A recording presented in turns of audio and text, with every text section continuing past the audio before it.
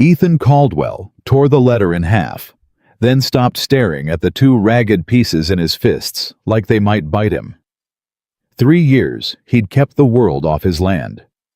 3 years of silence he'd paid for in blood and sweat. And now a stranger was coming to break it.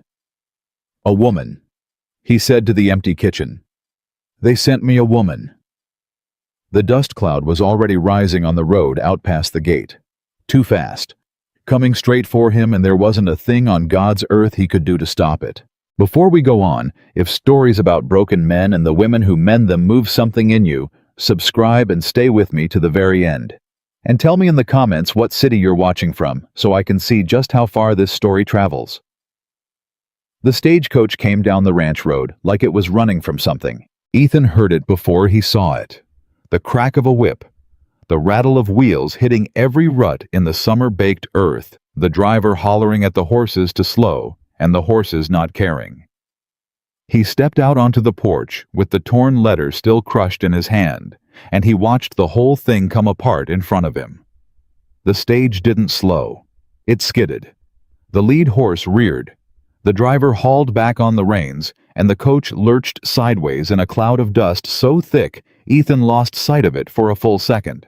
Then it stopped.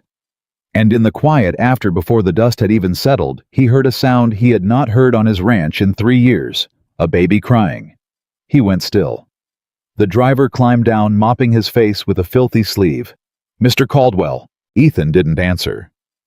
He was looking past the man at the coach door, which had swung open, and at the figure stepping down out of it, a woman, thin, her dress the color of dried mud, holding a bundle against her chest that she was trying and failing to keep quiet. "You Caldwell or not?" the driver said again. "I'm Caldwell." "Then this here's your delivery," the driver spat. "And I'll tell you plain, I don't get paid enough to haul a squallin' infant 40 miles in this heat. Woman didn't say nothing about a child till we was too far out to turn back." Ethan came down off the porch, slow. Every step deliberate, the way a man walks toward a fence he already knows is broken. The woman had gotten the baby quiet, or near enough. She held the child high against her shoulder, and she watched Ethan come, and there was something in her face that he recognized before he could name it. He'd seen it in the mirror. He'd worn it 3 years running. She was terrified, and she was pretending she wasn't. "Ma'am," he said. "Mr. Caldwell." Her voice was steadier than her hands. "My name is Mary Ann Whitmore. I answered your notice, for a cook and a housekeeper." "My notice?" Ethan looked at the torn letter in his fist, then back at her. "My notice said one person, a cook, just the one." "I am one person, sir." The baby made a small sound against her shoulder. Not a cry, just a sound. A living, breathing, unmistakable sound. Ethan let the silence sit there between them until it grew heavy. "That there," he said quietly, "makes 2. Mary Ann's chin came up. "He's no trouble. He's crying. He was frightened. The coach—" "Ma'am." Ethan held up a hand and she stopped. He turned to the driver. "You wait." "I ain't waiting. I got a schedule. You'll wait 10 minutes or you'll explain to the stage line why you left a woman and a child stranded on private land in July." Ethan didn't raise his voice. He didn't need to. The driver looked at him and looked at the sun and swore under his breath and sat back down on the driver's box. Ethan turned back to the woman. "Miss Whitmore."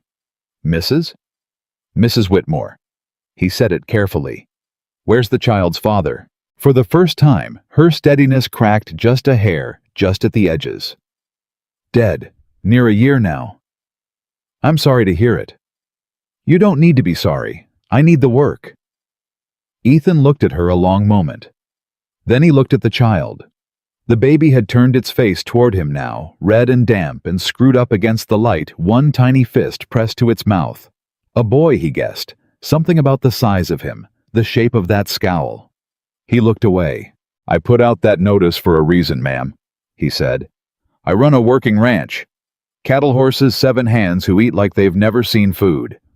I need somebody who can cook for the lot of them and keep a house that's gone half to ruin and who can do it without me having to stop and mind 'em.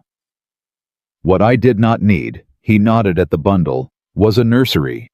Then I'll mind him myself. While you're cooking for 9 grown men, I've done harder. I doubt that. Something flashed across her face, not anger quite, closer to insult. Do you? She said. It wasn't a question. Ethan Caldwell was not a cruel man. He'd tell anyone that, and most who knew him would agree.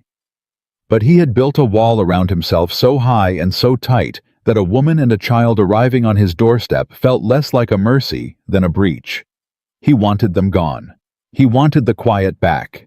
He wanted the world to stay exactly as far away as he'd pushed it. And the wanting was so strong it frightened him a little, because underneath it, way down where he didn't look, something else was stirring, that he'd buried 3 years back, and sworn he'd never dig up again. Get back in the coach, he said. The driver'll take you to town. There's a boarding house. I'll pay the fare and a week's lodging, and I'll wire the agency to send me somebody without... He stopped himself. Without a baby. Mary Ann finished for him. Without complications. She didn't move. She stood there in the sun with her dead husband's child on her hip, and she looked at him, and Ethan waited for the tears. He was braced for them. He knew how to be unmoved by a woman's tears. God knew he'd had practice enough being unmoved by his own. But she didn't cry. Mr. Caldwell, she said, I have $4 to my name. The boarding house in that town charges $2 a night. Do you understand what you're telling me to do? You're telling me to take my son back to a town where I know not a living soul with money enough for 2 nights and a meal, and after that... Her voice did not break. She would not let it. After that, I don't know. And I think you know I don't know. And I think that's easier for you than looking at us. The driver up on his box had gone very still and was pretending to study the horizon. Ethan's jaw worked. That's not... I answered your notice honestly. Cook and housekeeper. I can do both, and do them well, and I never once claimed to come alone because your notice never once asked. If you'd wanted a woman with no ties, no history, no heart still beating for somebody, you should have said so. Most men would have. She shifted the baby higher. But you'll have to say it to my face. You'll have to send us off yourself. I won't climb back into that coach and make it easy for you. For a long moment, nobody said anything at all. A hawk cut across the sky. One of the horses stamped and blew. Somewhere out past the barn, a hand called to another, and got no answer. Ethan Caldwell looked at the woman, and he felt the wall he'd spent 3 years building give one long, low groan, like a beam about to go. What's his name? He said. Mary Ann blinked. It wasn't the question she'd been braced for. Jacob? Jacob! Ethan said it like he was testing the weight of it. How old? 10 months. 10 months. He rubbed a hand down his face, and when he took the hand away, he looked older and more tired and less certain than he had a minute before. 10 months old, and you dragged him across a territory to work for a man you never met.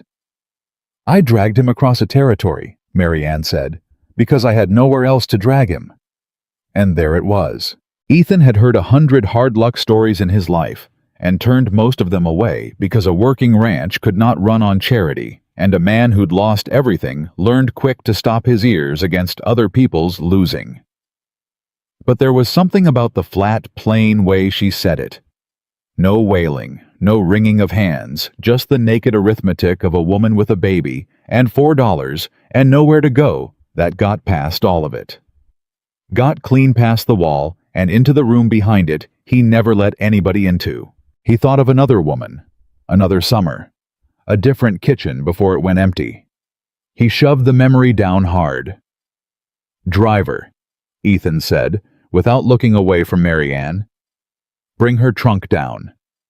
The driver blinked. Say again. Her trunk. Bring it down. She's stayin'. Mary Ann's arms tightened around Jacob. She didn't quite believe it yet. He could see her not believing it. You said complications. I did say that. Ethan reached up and took the small battered trunk the driver was lowering and set it on the ground beside her and stood there with his hat pushed back and his hands on his hips like a man trying to figure out what he'd just done. I meant it too. Understand me, ma'am. This is not charity and it's not soft-heartedness. And don't you go telling the hands it is. You're here to work. You do the work, you earn your keep, and the boys. First week's a trial. You can't manage both the cooking and the child, you're gone. And I won't hear a word about it.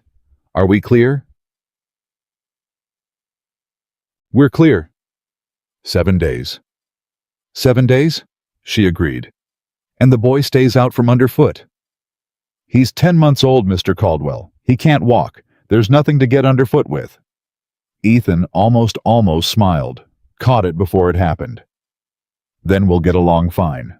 The driver, glad to be shed of the whole business, tipped his hat, hollered at his horses, and had the coach turned around and rattling back up the road inside a minute. Ethan and Mary Ann stood in the settling dust and watched it go. And for a moment, it was just the two of them, and the baby, and the enormous, unfamiliar fact of what had just been decided. Mr. Caldwell, Mary Ann said. Ethan's fine. Mr. Caldwell, she said again gently, letting him know she'd noticed the offer and wasn't ready to take it. Thank you. Don't thank me. He picked up the trunk. Thank me in a week if you're still here. Kitchen's this way, and I'll warn you now, last woman who cooked in it left 3 years back, and it hasn't been cleaned proper since, and the stove's got a temper worse than mine. I'll manage the stove.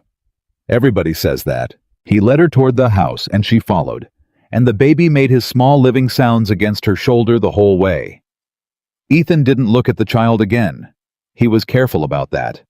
But he heard it every gurgle, every catch of breath, every soft complaint, and each one landed somewhere in him that he'd thought was closed for good. Inside the kitchen was worse than he'd let on.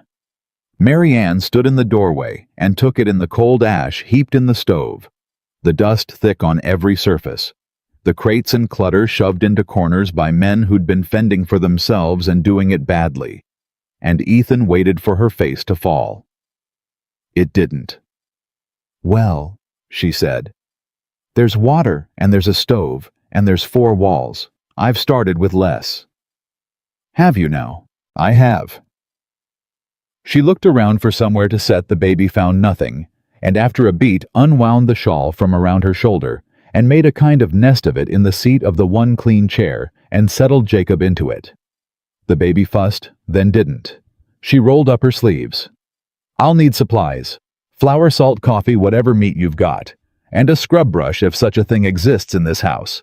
There's flour in this pantry. Coffee too. Meat's in the smokehouse. My hand bell'll show you. Scrub brush. Ethan glanced around. Can't rightly say. Then I'll make one. He studied her. You're not what the agency usually sends. What does the agency usually send? Women who last a week, sometimes less. They come out expecting a homestead with a garden and a rocking chair, and they find 9 men and a lot of manure, and no town within 40 miles, and they cry, and they leave. He said it flatly. You cry. Mary Ann looked at him. She had a smudge of dust already on her cheek, and her hair was coming loose from the coach ride, and she'd been on the road since before dawn, and she looked him dead in the eye and said, Not where anyone can see, Mr. Caldwell. Now are you going to stand in my kitchen all afternoon? Or are you going to send me that man Bell so I can find your smokehouse? Ethan opened his mouth, closed it. I'll send Bell, he said, and left. He got as far as the porch before he had to stop. He stood there in the summer heat with his hand braced against the post, and he made himself breathe slow, because his chest had gone tight in a way that had nothing to do with the heat. He'd meant to say no. He'd walked down off that porch fully intending to put the woman and her baby back on the coach and be shed of them by nightfall. He'd had the words ready, and instead he'd carried her trunk into the house and told her to make herself a scrub brush. Fool, he said to the yard. The yard didn't argue.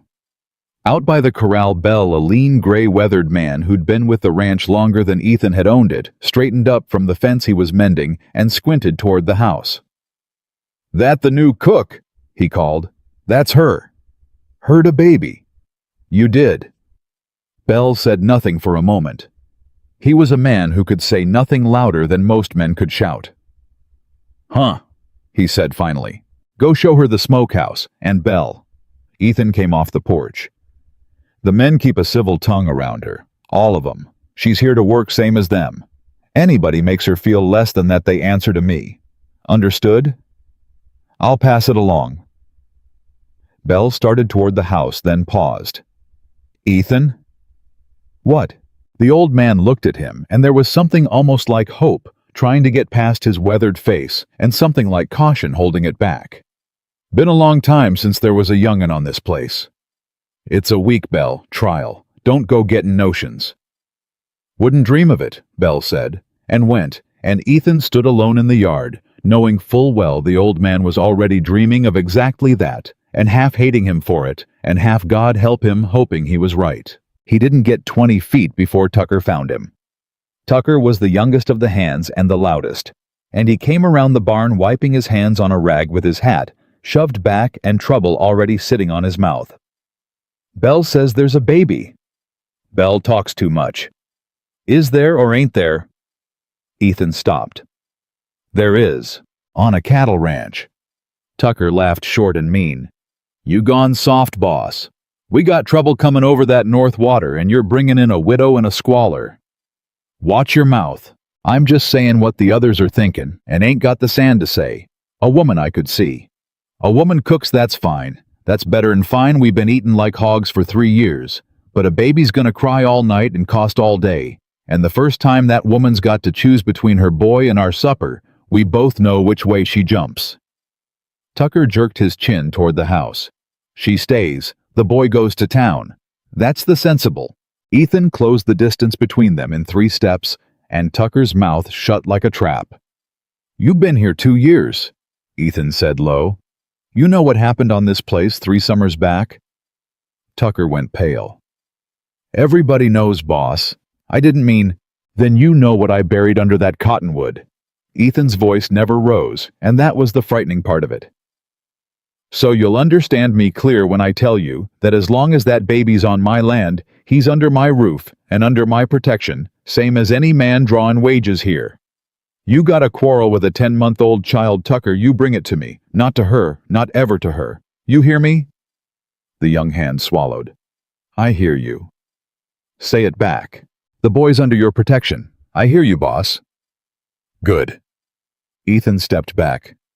Now go tell the others what you heard, so I don't have to say it 9 times. Tucker went. Fast.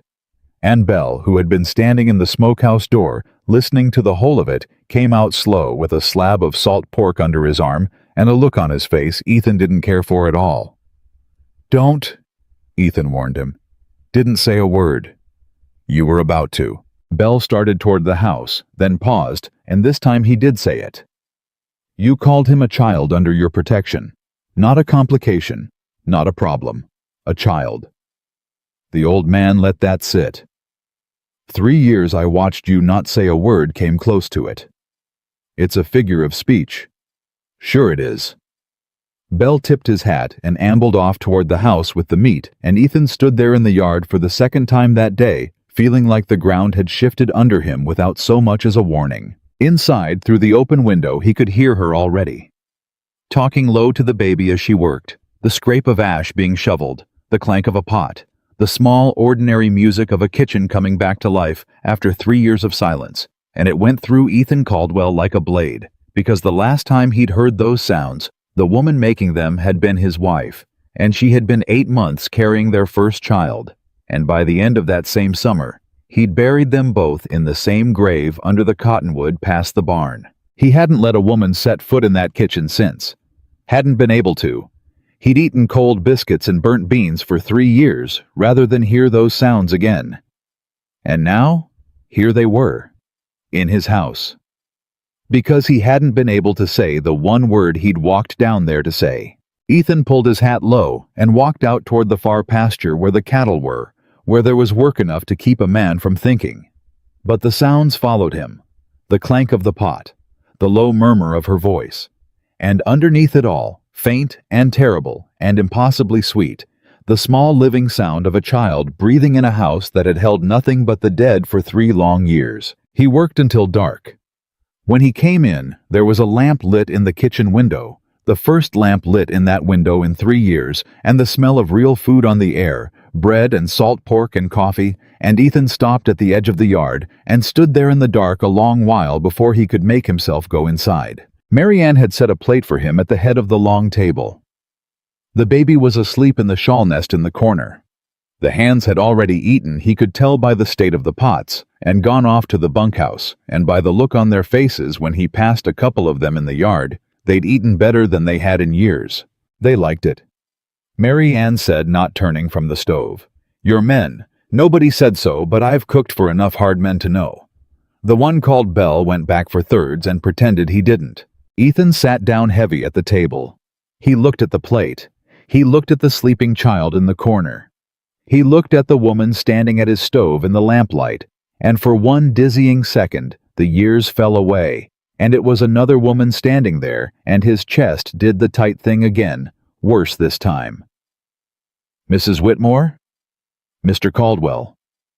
"That chair you got the boy in." His voice came out rougher than he meant. "My wife made the cushion on it, before she passed." Mary Ann went still. She turned. She looked at the baby sleeping on the faded blue cushion, and then at Ethan, and understanding moved across her face, slow and careful. "I didn't know." "Course you didn't. No way you could." He picked up his fork, put it down again. I wanted you to know whose chair it was." "Do you want me to move him?" Ethan looked at Jacob a long time. The baby's chest rose and fell. One small hand had come free of the shawl and lay open against the blue cushion his dead wife had stitched by lamplight the last summer of her life. "No," Ethan said finally, and his voice was not quite steady. "No. Leave him be. It's good the cushion's getting some use. She'd have wanted that." He picked up the fork again, and this time he held on to it. "She always did say the house was too quiet." Mary Ann didn't say anything. She had the good sense not to. She just turned back to the stove and let the man eat in peace. And if she noticed how long it took him to lift that first bite, or how he stopped once halfway through and pressed the back of his wrist hard against his eyes and held it there, she never let on. Outside, the Wyoming dark came down soft and warm over the ranch, and for the first time in 3 years, the house was not silent. There was a lamp in the window, and food on the stove, and a woman moving quiet through the kitchen, and a child breathing in the corner. And Ethan Caldwell sat at the head of his own table, with his supper going cold in front of him, undone by all of it, and unable for the life of him to say whether what he felt was grief tearing back open, or something he'd forgotten the name of, starting very slowly to heal. He woke before dawn out of habit, and out of habit he reached for the silence, the thick familiar quiet that had been the only company he'd allowed himself for 3 years. And it wasn't there. Somebody was in his kitchen. Ethan lay still a moment listening. The soft clatter of a stove lid. Water poured. A voice low and easy murmuring something to a child who murmured back in the wordless way of babies. He'd forgotten a house could sound like that. He'd worked hard to forget it.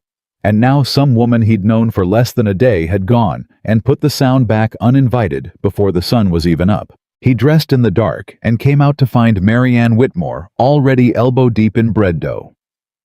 Jacob propped in the blue-cushioned chair, gnawing a heel of crust and a pot of coffee, going that smelled better than any coffee had a right to. "You're up early?" Ethan said. "So are you." She didn't look up from the dough. "Coffee's ready. Cups are where you left them, which is to say nowhere sensible, so I moved them. Shelf by the window." "You moved my cups." "I moved your cups." Now she looked up, and there was the ghost of something in her face that might have been challenge and might have been humor. First thing a body learns in another woman's kitchen, Mr. Caldwell, is that there was never any sense to where she put things. You want them back where they were, I'll put them back. But you'll be reaching across the whole room for a cup of coffee for the rest of your life. And that seems a poor way to live. Ethan got himself a cup from the shelf by the window. It was, he had to admit, exactly where a cup ought to be. He didn't say so. Bell came in stamping his boots, took one look at the bread rising, and the coffee steaming, and the baby chewing contentedly on his crust, and something moved across the old man's weathered face that Ethan chose not to examine. "Mornin', ma'am." "Good morning, Mr. Bell." "Just Bell." "Then good morning, Belle." She slid a plate across the table to him without being asked, eggs and a thick slice of the salt pork from last night fried crisp. "Sit, eat. You've got a long day, and you went to bed hungry last night pretending you weren't." Belle sat. He ate. He did not pretend anything. By the time the rest of the hands filtered in, drawn by the smell, the way cattle come to water, Mary Ann had a system running that looked to Ethan like some kind of quiet miracle. Plates coming off the stove and onto the table in a steady stream. Coffee poured before a man knew he wanted it, and all the while the baby balanced on her hip or sat in his chair, never once left to cry, never once allowed to slow her down. The men ate like they'd been starved, which Ethan reflected they more or less had, and one by one they mumbled their thanks on the way out, awkward as boys tipping their hats to a woman for the first time in years. All of them but Tucker. Tucker came in, last ate fast, and said nothing. He kept his eyes on his plate and his hat on his head, and when he was done, he pushed back from the table hard enough to scrape the chair and made for the door without a word. "You forgot something," Mary Ann said. Tucker stopped. "Ma'am, your thanks." She said it pleasant enough, but there was iron underneath it. "The other men managed it. I don't imagine you're less of a man than they are." The kitchen went quiet. Belle, still nursing his coffee in the corner, went very interested in the bottom of his cup. Ethan by the window set his own cup down slow. Tucker turned around. He was young, and he was proud, and he'd been stewing since yesterday, and it all came out of him in a rush. "I'll thank you when I'm sure you're staying, ma'am. No sense getting used to a thing that's leaving in 6 days." "Tucker," Ethan said. "No." Mary Ann held up a floury hand without looking at Ethan, and to his own surprise he stopped. She set down her spoon, and she came around the table, and she stood in front of the young hand, small and plain and unafraid, with her chin tipped up to meet his eyes. "You're right about one thing. I might be leaving in 6 days. That's up to your boss, and I've made my peace with it. But you listen to me, young man. Whether I'm here 6 days or 6 years, every morning I'm under this roof, you'll get a hot breakfast and a full plate and a fair word, because that's the work I came to do, and I do my work. You don't have to like me. You don't have to trust me. But you'll not sit at my table and eat my food and treat me like something the coach dropped off by mistake. Now, is there anything wrong with the eggs?" Tucker blinked. No. The eggs is fine." "Are they good?" A long pause. "They're the best I had in 3 years, Tucker admitted, and the words seemed to cost him something. "Then that's your thanks, and I'll take it." She went back to her stove. "Go on, the cattle won't move themselves." Tucker went. But at the door he paused, and he took his hat off. Actually took it off, held it against his chest a second, and he ducked his head at her. And then he was gone. Belle let out a low whistle into his coffee cup. Ethan said nothing at all, because he didn't trust his voice, because he'd just watched a woman do in one morning what he hadn't managed to do in 3 years, which was make that kitchen a place where a man might want to sit down. "You handle my men better than I do," he said finally. "They're not hard to handle." Mary Ann went back to shaping her loaves. "They're just hungry and tired, and nobody's looked after them in a good long while. Men aren't complicated, Mr. Caldwell. Feed them, respect them, don't lie to them. The rest sorts itself." "That your husband's wisdom." The words were out before he thought better of them, and he saw them land. Her hands went still on the dough for just a moment, just one, and then kept moving. "No," she said quietly. "My husband taught me the other kind of lesson, the kind you learn by its absence." And she said nothing more, and Ethan, who knew better than most that some doors ought not be knocked on, let it lie. The first day passed, then the second. The ranch changed under her hands, the way a fever breaks so gradual you don't notice, and then all at once, you realize the worst is over. The house that had gone gray and stale, with 3 years of a widower's neglect, began room by room to come back. She scrubbed the kitchen down to bare wood, and it smelled of soap instead of old ash. She beat the dust out of curtains Ethan had forgotten were even there. She found his dead wife's garden gone entirely to weeds, and she said nothing about it, only cleared one corner and put in what late seed she could beg off the general store, and within a week there were green things pushing up where there'd been nothing but thistle. And the men. The men were the biggest change of all. They stood straighter. They laughed more. They fought less. A ranch runs on the bellies of its hands, and for 3 years these particular bellies had run on burnt beans and Ethan's black moods, and now they ran on hot bread and fair words, and the small daily grace of a woman who remembered which of them took sugar in his coffee, and which of them had a bad knee that ached before rain. Ethan watched all of it from a careful distance. He told himself he was watching to judge her work. That was the arrangement. 7 days a trial, and he'd be a fool not to keep an eye on his investment. But the truth which he did not tell himself was that he watched her because he could not stop. And he could not stop because every time he looked at that woman moving through his dead wife's kitchen with a baby on her hip, some part of him he'd nailed shut 3 years ago, rattled at the boards. It was on the 3rd day that he noticed she wasn't eating. He noticed it the way he noticed a lame horse, not all at once, but as a wrongness that nagged at him until he looked straight at it. 9 men and herself, and she cooked for all of them. And by the time every plate was full and every cup poured, there was precious little left in the pots. And what little there was, she scraped together and mashed and fed to the boy, and for herself, she took bread. Just bread. A heel of it standing at the stove while 9 men ate her cooking at the table. "You didn't eat," Ethan said on the 3rd night when the hands had gone and it was just the 2 of them and the sleeping boy. "I ate." "You ate bread." "I like bread." "Mrs. Whitmore." He set his cup down. "There's a difference between a woman who likes bread and a woman who's making sure a growing boy gets fed first and there's nothing left over for her. I know the difference. I've watched you 3 days running." Her back was to him at the stove, and he saw her shoulders go stiff. "The arrangement was, I feed your men. Nobody said anything about feeding me. I earn my keep and the boys. That's fair. I won't take more than I earn. You're working from dark to dark on a heel of bread. I've done more on less." She turned, and her chin was up in that way it had. "When Jacob's father died, there were weeks I gave the child what milk I could buy, and lived on what a body can live on, which is more than you'd think and less than you'd want. I'm not fragile, Mr. Caldwell. Don't make me out to be. A woman who lets herself get fed first is a woman who's forgotten there's someone smaller depending on her, and I'll not forget it. Not ever again." Ethan looked at her a long moment. Then he got up, and he went to the pantry, and he came back with a slab of the salt pork and a fistful of eggs, and set them on the counter beside her, hard enough to make the point. "New arrangement," he said. "You cook for 10. You're the 10th.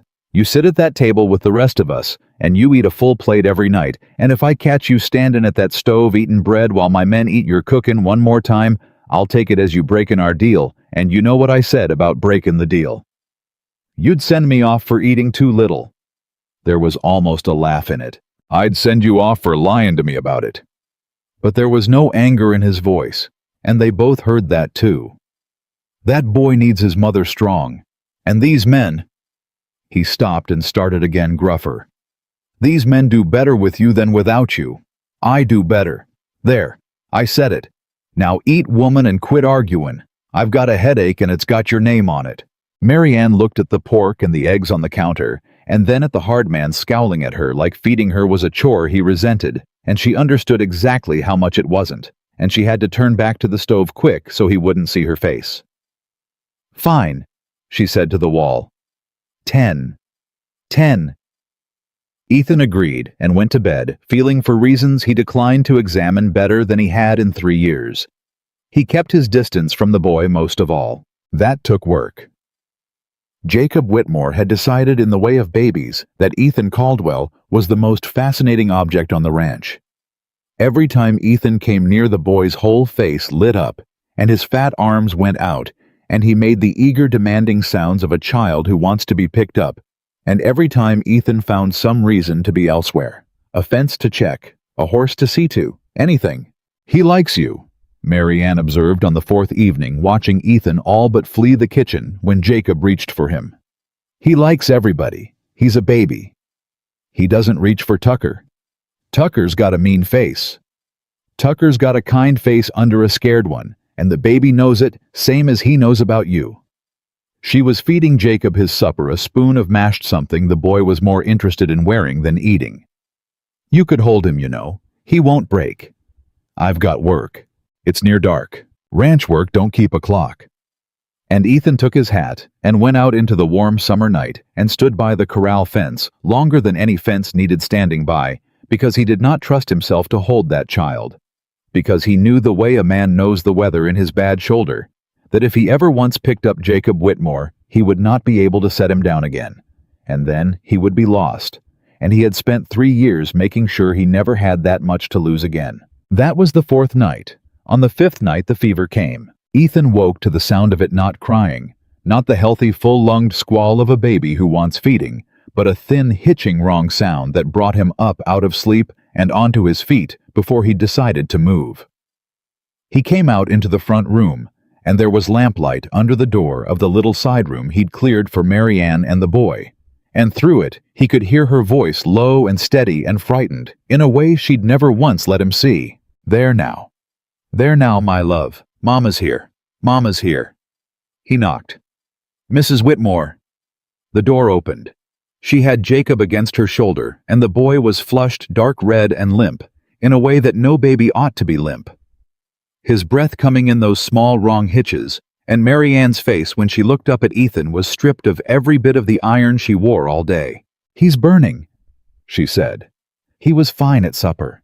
He was fine, and now he's Mr. Caldwell. He's burning up, and I don't—" She stopped herself, made herself steady. "I need cool water, and I need to know how far the nearest doctor is." "Doctor's 40 miles. In town." The number landed on her like a blow. 40 miles in the dark with a fevered infant on roads that were bad enough by day. "Then cool water," she said. "Please, you get his clothes off him, get him cooled down." Ethan was already moving. "I'll wake Belle. Belle doctored more sick calves than any vet in the territory, and a baby's not so different when it comes to fever." It was maybe true, and maybe not. But he saw it steady her, so he said it, and he went out into the yard hollering for Belle in a voice that had the whole bunkhouse up in a minute. What followed was the longest night Ethan Caldwell had spent in 3 years, and he'd spent some long ones. Belle came, gray hair standing on end, and took one look at the boy, and started giving orders in the calm, flat voice of a man who'd pulled things back from the edge before. Cool cloths changed the moment they went warm. A tea he had Mary Ann brew from something out of his own kit willow bark, and God knew what spooned drop by patient drop between the baby's lips. Mary Ann held her son and Belle tended him, and Ethan stood in the doorway useless and could not make himself come in. He knew this room. He knew this fear. He had stood in a room very like this one 3 summers gone, while a woman he loved burned with a fever no cool cloth could touch, and a doctor 40 miles too far away. And he had held her hand and told her she'd be fine. She'd be just fine right up until she wasn't. And the child inside her had gone with her, and the silence that came after had swallowed the next 3 years of his life whole. He could not go into that room. And then Jacob, in the middle of a bad spell, opened his fever-bright eyes and found Ethan in the doorway and reached for him. Even sick. Even burning.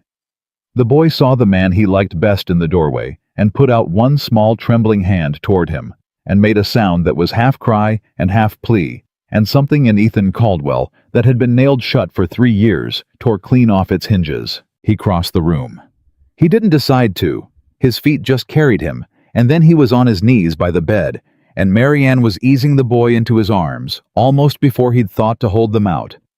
And then there was a fevered 10-month-old child, pressed hot and trembling against Ethan Caldwell's chest.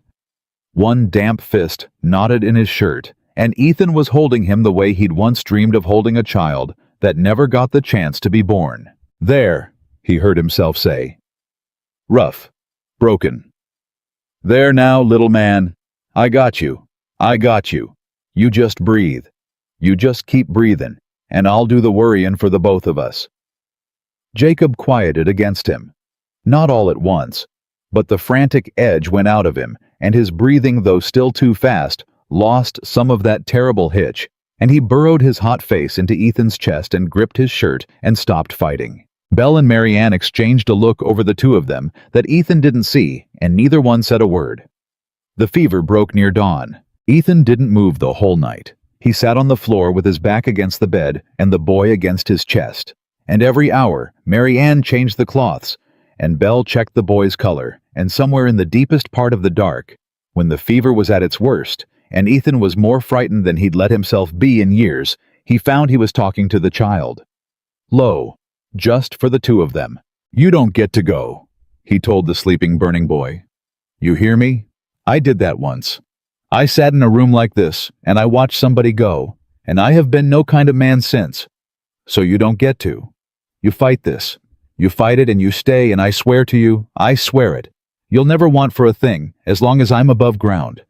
You'll have this whole ranch. You'll have—" His voice failed him. He pressed his lips to the boy's hot hair and got it back. "You'll have me, for whatever that's worth. You'll have me." He didn't know Mary Ann was awake. He didn't know she'd heard every word. She lay on the bed above them with her arm hanging down so her fingers could rest against her son's back, feeling him breathe, and she looked at the hard, grieving man who had knelt on her floor all night, murmuring vows to a child that wasn't his.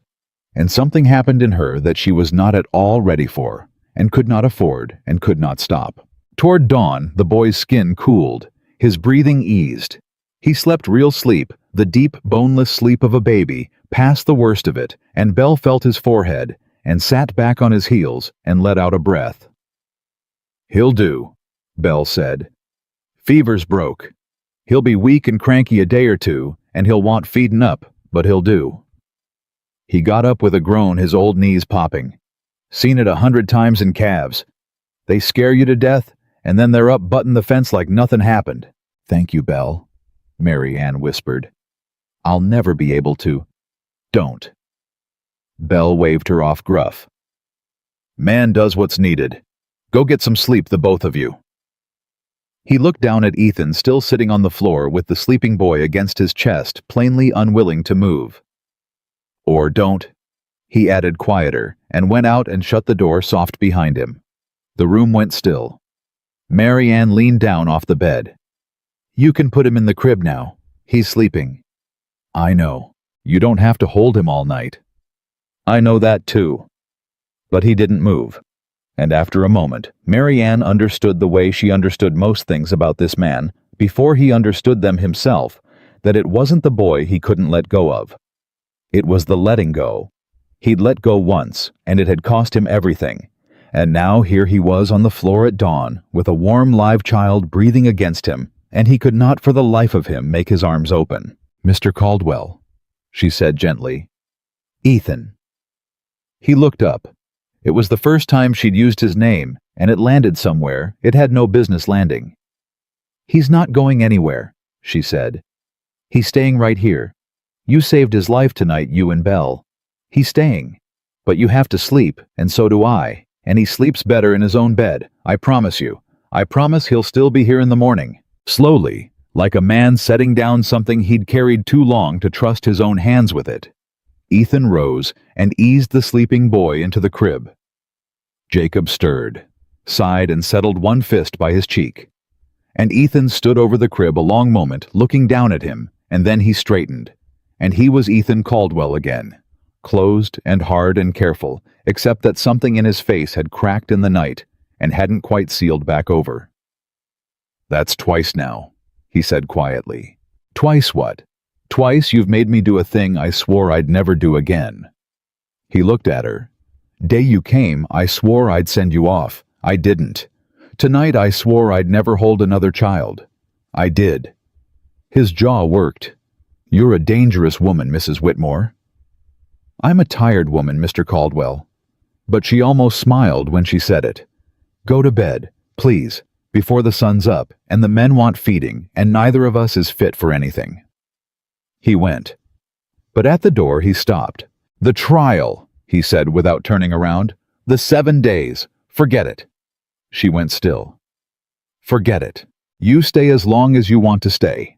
Both of you."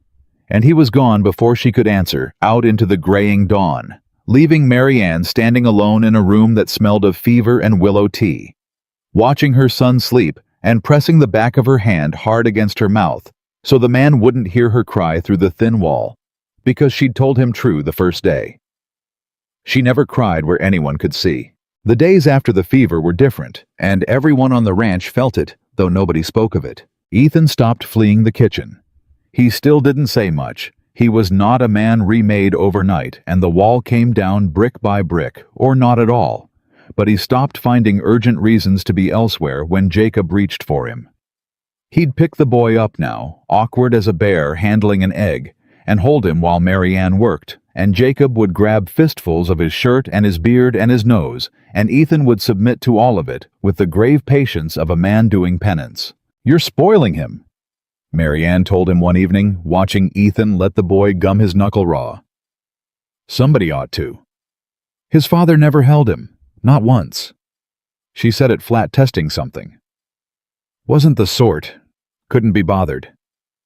Ethan looked at her over the top of the baby's head. Then his father was a fool. His father, Mary Ann said, was a great many things. And there it was again, that closed door, that shape in her voice of something she carried and would not set down. Ethan had learned by now not to knock, but he was starting to want to. That was new too, and it worried him some. For 3 years, he'd wanted to know nothing about anybody. Now he found himself lying awake wondering what kind of man Jacob's father had been, and how he'd died, and why a young widow with a baby had traveled to the far edge of the territory to work for a stranger rather than stay wherever she'd been. He got his first piece of the answer 4 days later, and he didn't get it from her. There was Tucker too in those days, and Tucker surprised him. The young hand had been quiet since the night of the fever. He'd stood in the bunkhouse doorway that whole long night, Belle said, too proud to come help, and too shamed to sleep. And one evening about a week on, Ethan found him at the kitchen door with his hat in his hands and a small carved thing held out awkward in front of him. "Made this," Tucker said to Mary Ann, not quite meeting her eye. "For the boy. It's a horse. Ain't much of one. The legs come out crooked." He set it on the table quick like it might burn him. "Whittled it out of a scrap. Figured a boy ought to have a horse of his own out here, even if he can't ride yet." Mary Ann picked up the little crooked horse and turned it over in her hands, and Jacob reached for it and got it, and immediately tried to eat it. And she laughed, the first real laugh Ethan had heard out of her, and Tucker went red to the ears. "Thank you, Tucker," she said. "It's a fine horse. The best horse. Say thank you, Jacob." She waved the baby's fat fist. "There. He thanks you too. 'Tain't nothin'."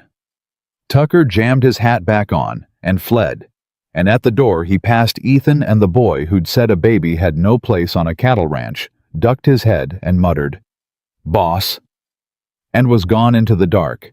And Ethan watched him go and thought that whatever else was coming, whatever man in a clean coat rode up the road, they'd built something on this ranch in 2 weeks that a lawyer's paper was going to have a hard time tearing down. He just didn't know yet how hard they'd all have to fight to keep it.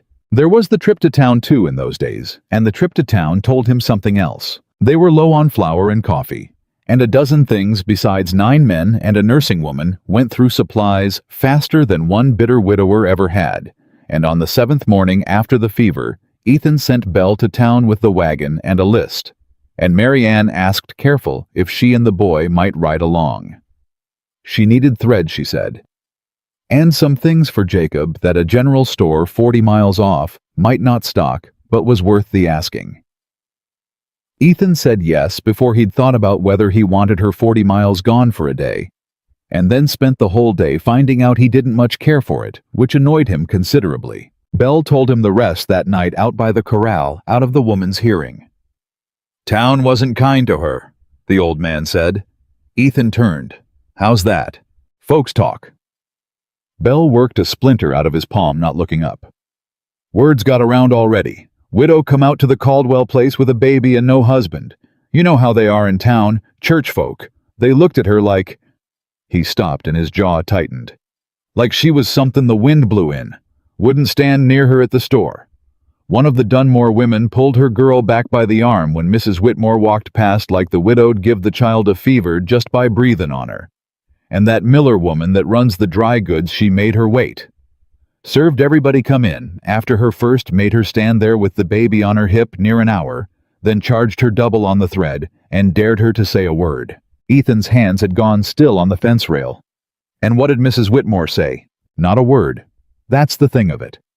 She just stood there and took it polite as Sunday paid the double, said thank you kindly, and walked out with her head up like a queen. Bell shook his head. I've buried men with less sand than that woman's got. But I'll tell you what got me, Ethan. It wasn't the store women. It was when we was loadin' the wagon, and a couple of the men outside the saloon got to lookin' at her and sayin' things. Low things. The kind of things men say about a woman alone they figure nobody'll answer for. What'd you do? What do you think I did? I'm 60 years old and I got a bad hip. Bell's eyes came up and they were hard. I walked over and I told him that woman cooks for the Caldwell outfit and she's under Caldwell's protection, and any man's got something to say about her can come out to the ranch and say it to you. Funny thing. He almost smiled. They didn't have near so much to say after that. Turns out your name still means something in that town, even after 3 years of you not showing your face in it. Ethan stood quiet a long moment. She hear all that, the things the men said. She heard it, pretended she didn't, held that baby a little tighter, and kept loading the wagon. Bell tossed the splinter away. On the ride home, she didn't say 10 words. Then about halfway out of nowhere, she says to me real quiet, Bell, is Mr. Caldwell going to be sorry he took us in? And I didn't rightly know what to tell her. So I told her the truth. I said, ma'am, I've known that man 12 years, and I ain't seen him look at anything the way he looks at you and that boy since he put his wife in the ground. Whatever, he's gonna be sorry, ain't it? Ethan looked at the old man sharply. You had no call to say that. Maybe not. Bell pushed off the fence unrepentant, headed for the bunkhouse. But it's true, and she needed truth more'n she needed manners today. Night, boss.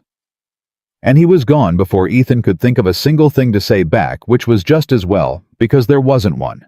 He stood at the fence a long while, after thinking about a town full of people who'd looked at a good woman like dirt because she'd had the misfortune to bury a husband, and about how she'd stood there and taken it with her head up, and about how she'd asked Belle not whether the town would forgive her, not whether she'd find welcome anywhere, but whether she was going to be a burden to the one man who'd shown her a scrap of kindness. That was the question that kept him up. Not what the town thought, what she thought. That she'd carried her own worry all the way home in silence, rather than let it land on him. He'd spent 3 years believing the kindest thing a man could do with his grief was keep it to himself, so it didn't touch anybody else. He was starting to think he'd had it exactly backward. He was starting to think maybe grief kept to yourself just rotted, and grief you let somebody carry a corner of might be the only kind that ever healed. He didn't sleep much that night either. And in the morning, he was short with the men and shorter with himself because a man who'd sworn off caring about anything had somehow in the space of 2 weeks come to care about damn near everything, and he didn't know how to be that man anymore, and he wasn't sure he wanted to go back to being the other one. Then the stranger came, and the question of what kind of man he wanted to be got answered for him fast. He got his real answer that afternoon, and he didn't get it from her. He got it from a stranger on a good horse who rode up the ranch road one afternoon in a clean coat and a clean hat. A man who didn't belong to any 40 miles of country Ethan knew, and who reined up in the yard and looked around at the ranch with the cool, assessing eyes of a man pricing something he means to own. "Afternoon," the man called. "This the Caldwell place." Ethan came off the porch, and he didn't like the look of the fellow one bit. Didn't like the clean coat in a country where every honest man wore his work. Didn't like the way the eyes moved over the barn and the stock and the house like sums being added up. "It is. Who's asking?" "Name's Prentice. I'm looking for a woman." The man consulted a small leather book with an unhurried official air that set Ethan's teeth on edge. "Widow, Whitmore. Mary Ann Whitmore, traveling with an infant child. I have information she took work in this area." Every muscle in Ethan's body went quiet and ready the way it did before a fight.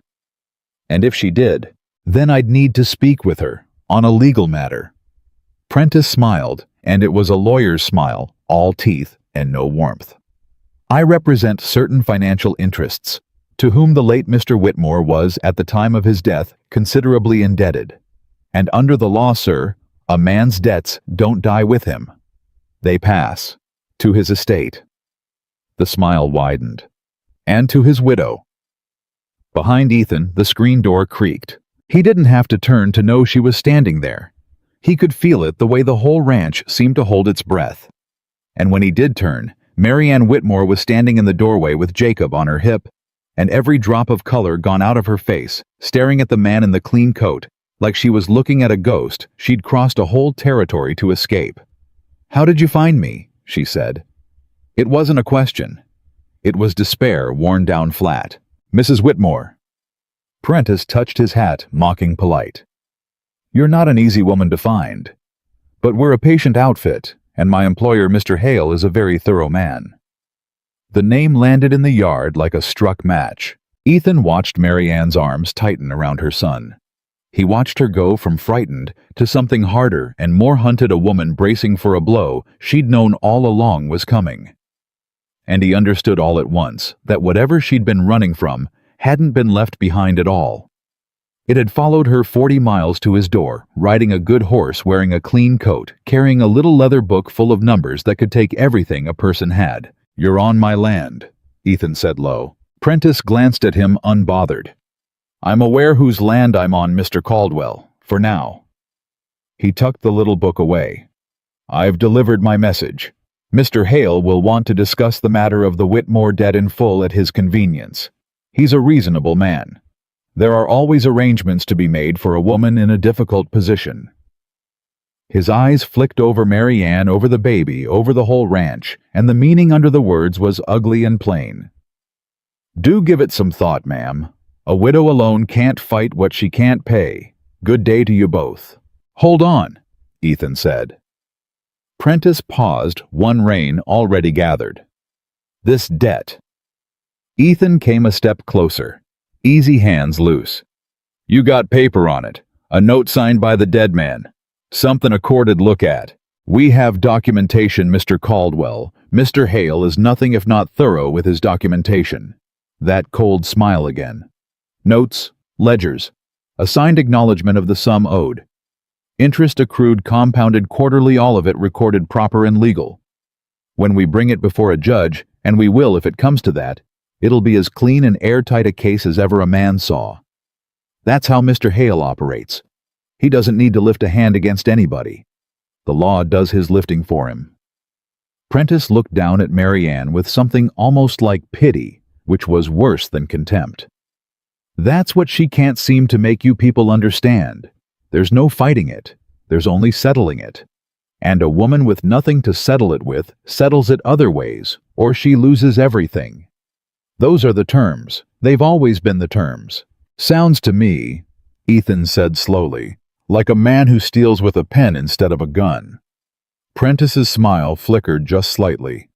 "I'd be careful, Mr. Caldwell. Slander's a debt, too, and Mr. Hale collects on all of them." He touched his hat once more. "Good day." He turned his horse and rode out unhurried, and nobody in the yard moved until the sound of his hooves had died on the road. Then Mary Ann sat down, right there on the porch step, hard like her legs had quit, with Jacob clutched to her chest, and she looked up at Ethan, with her carefully built world in pieces around her feet. "I'll pack tonight," she said. "We'll be gone by morning. I never meant to bring this to your door, I swear it. I thought 40 miles, I thought that was far enough. I thought—" Her voice broke finally, the iron gone clean out of it. "I'll go. You've been more than fair. But I won't let them take this ranch down along with me. You saved my boy's life. I won't repay you by handing Victor Hale a reason to come after everything you've built." Ethan looked down at her a long moment. Then he lowered himself onto the step beside her, slow. And he did a thing he had not done, could not have imagined doing 1 week before. He reached over and he lifted Jacob out of her shaking arms and settled the boy against his own chest. Easy now, practiced, and the child grabbed his beard and gurgled untroubled having no notion at all that a man in a clean coat had just come to take away his home. "Who's Victor Hale?" Ethan said quietly. "And what's he think you owe him? You don't want any part of this." "I already got a part of it. It rode up my road and stood in my yard and threatened a woman on my land." His voice was very level, and that was the dangerous sound of it, the same flat calm he'd used on Tucker. "So you'll tell me who Victor Hale is, Mrs. Whitmore, and then we'll figure what's to be done, because I'll tell you one thing plain, and you can believe it or not as you please." She looked at him. "You're not packing anything tonight," Ethan said, "and you're not going anywhere in the morning. Nobody takes anything off this land while I'm standing on it. Not my cattle, not my house, and sure as hell not you or that boy." He looked down at Jacob and then back up at her, and something had settled in his face, some old fight coming awake that had been sleeping 3 years. "Now start at the beginning. Who is he?" And Mary Ann Whitmore, who had crossed a territory alone with a baby and $4 rather than ask a soul for help, looked at the hard grieving man holding her son like he'd never let anyone take him. And for the first time in longer than she could remember, she stopped running long enough to tell the truth. "You have to understand something first," she said. "So you don't hate me for bringing it here." Her hands twisted in her lap. "That man Prentice, everything he said is true. There's paper. There's a note with my husband's name signed to it and a ledger and figures that all add up clean as Sunday morning. Any judge in the territory would look at it and rule against me in 5 minutes. That's why I ran instead of fought. Because you can't fight paper, not paper that's built right. And Victor Hale builds it right." "Then how do you know it's a lie?" "Because I was there when my husband signed it." Her voice dropped. "And because I know what it cost him. And because 3 weeks after he put his name to that paper, Daniel was dead in a river the law called an accident.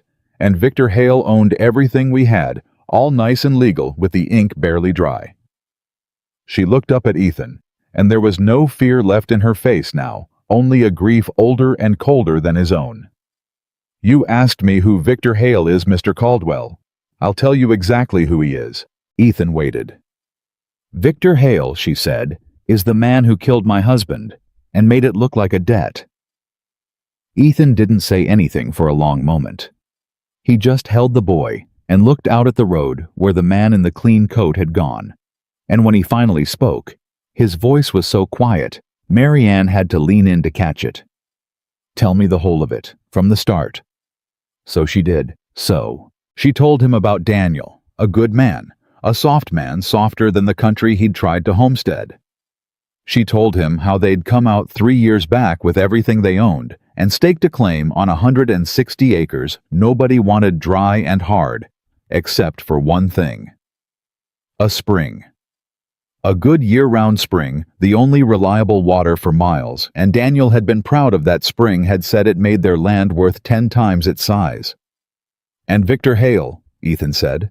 It wasn't a question. Victor Hale owned everything around us. Cattle mostly.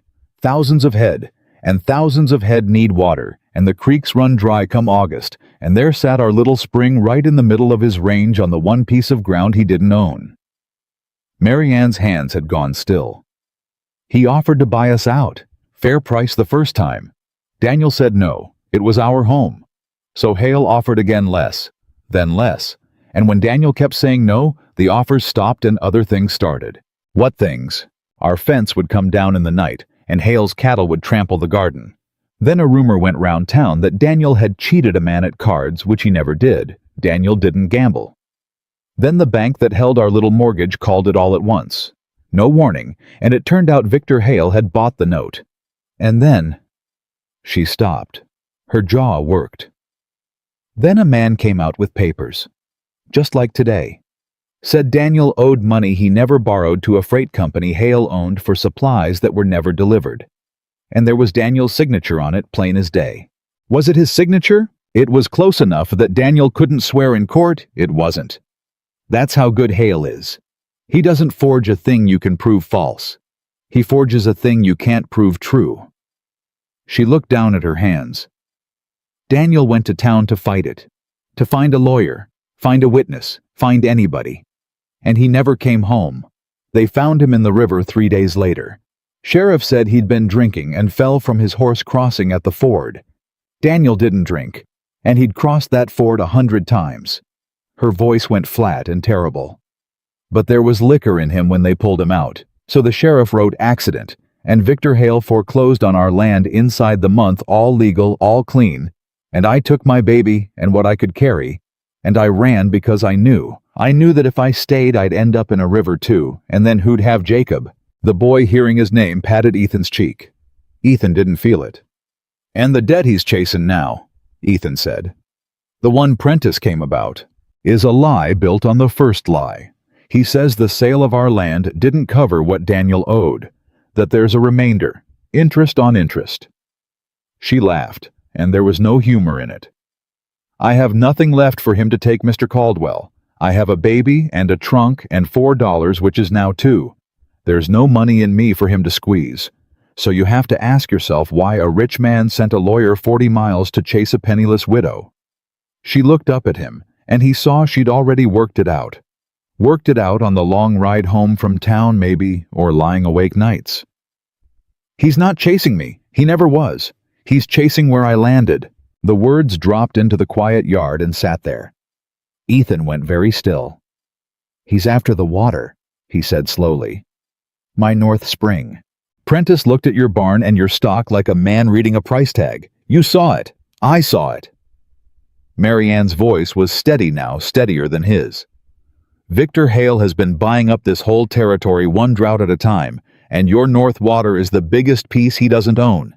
And you're a man who hasn't set foot in town in 3 years, who fired half his hands, who everybody says has gone strange with grief. An easy man to move against. And then I show up on your doorstep, a woman he already has papers on, and hand him the perfect wedge. He doesn't have to fight you for your land. He just has to ruin me on it, tie your name to mine in every court and every gossip in the county, and pick you both off together. She shook her head. I brought the wolf to your door, Mr. Caldwell. I swear before God, I didn't know he'd follow. But he did. And now he's looking at your spring the way he looked at ours. Ethan stood up. He handed the boy back to her careful, and he walked to the edge of the porch and stood there, with his back to her, and Mary Ann watched him and thought, here it comes. Here's where he tells me to go after all. And she couldn't even blame him for it. My wife's name was Ruth, Ethan said. Mary Ann went still. I don't talk about her. Haven't in 3 years. But I'm going to tell you one thing about her because it matters to what I'm about to do. He turned around. Ruth used to say the measure of a man ain't what he builds. Any fool with a strong back can build. She said the measure of a man is what he'll stand in front of, what he'll put his own body between when the wolf comes. His jaw was set hard. I've spent 3 years standing in front of nothing, guarding an empty house, keeping a spring nobody drinks from. And I told myself that was grief, and maybe some of it was. But you want to know the truth of it, Mrs. Whitmore. Some of it was just cowardice dressed up in black. It's easy to guard nothing. Nothing can't die on you. Ethan, so no. His voice roughened. You're not going anywhere. And I'm not handing that man my spring or my name or one hair off that boy's head. He wants a fight over water and widows and easy pickings. Then he picked the wrong ranch because I'm done guarding nothing. He came off the porch step and stood over her, and for the first time since Ruth died, there was something alive in his face, something with teeth. We're going to fight him. In his own courthouse, on his own paper, and we're going to win. Do you hear me? You can't beat Victor Hale in a courtroom. Nobody can. His paper's too good. Then we'll make better paper. Ethan pulled his hat down. Bell. The old man appeared from the barn like he'd been waiting on the call. Boss? Cut out the 8 best horses in the string. The bay's the gray, that black 3-year-old you've been babying. Bell's face changed. Ethan, that black's the finest horse on this place. He's worth...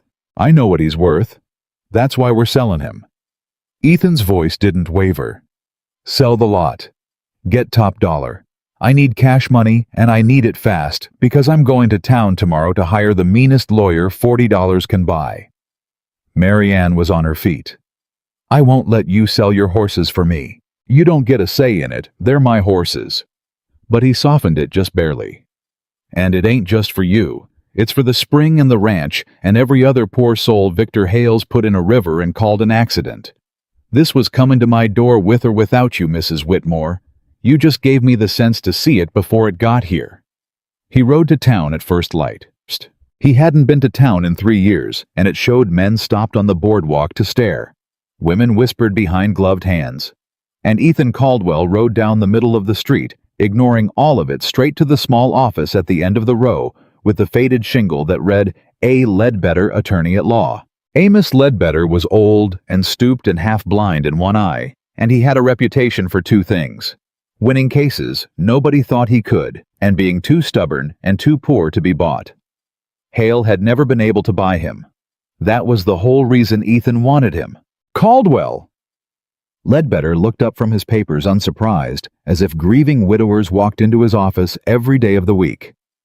Heard you finally came down off that ranch. Heard why, too. Small town.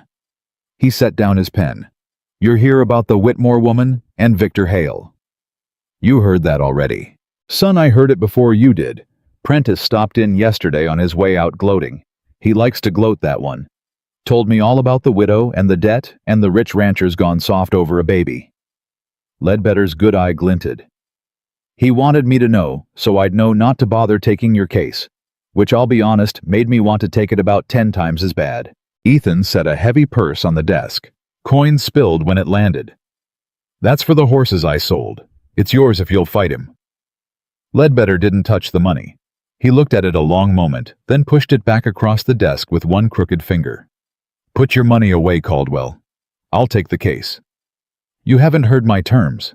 I don't need your terms. I've been waiting 11 years to get Victor Hale in a courtroom on the wrong side of his own paper. The old man leaned forward and something fierce came into his ruined face.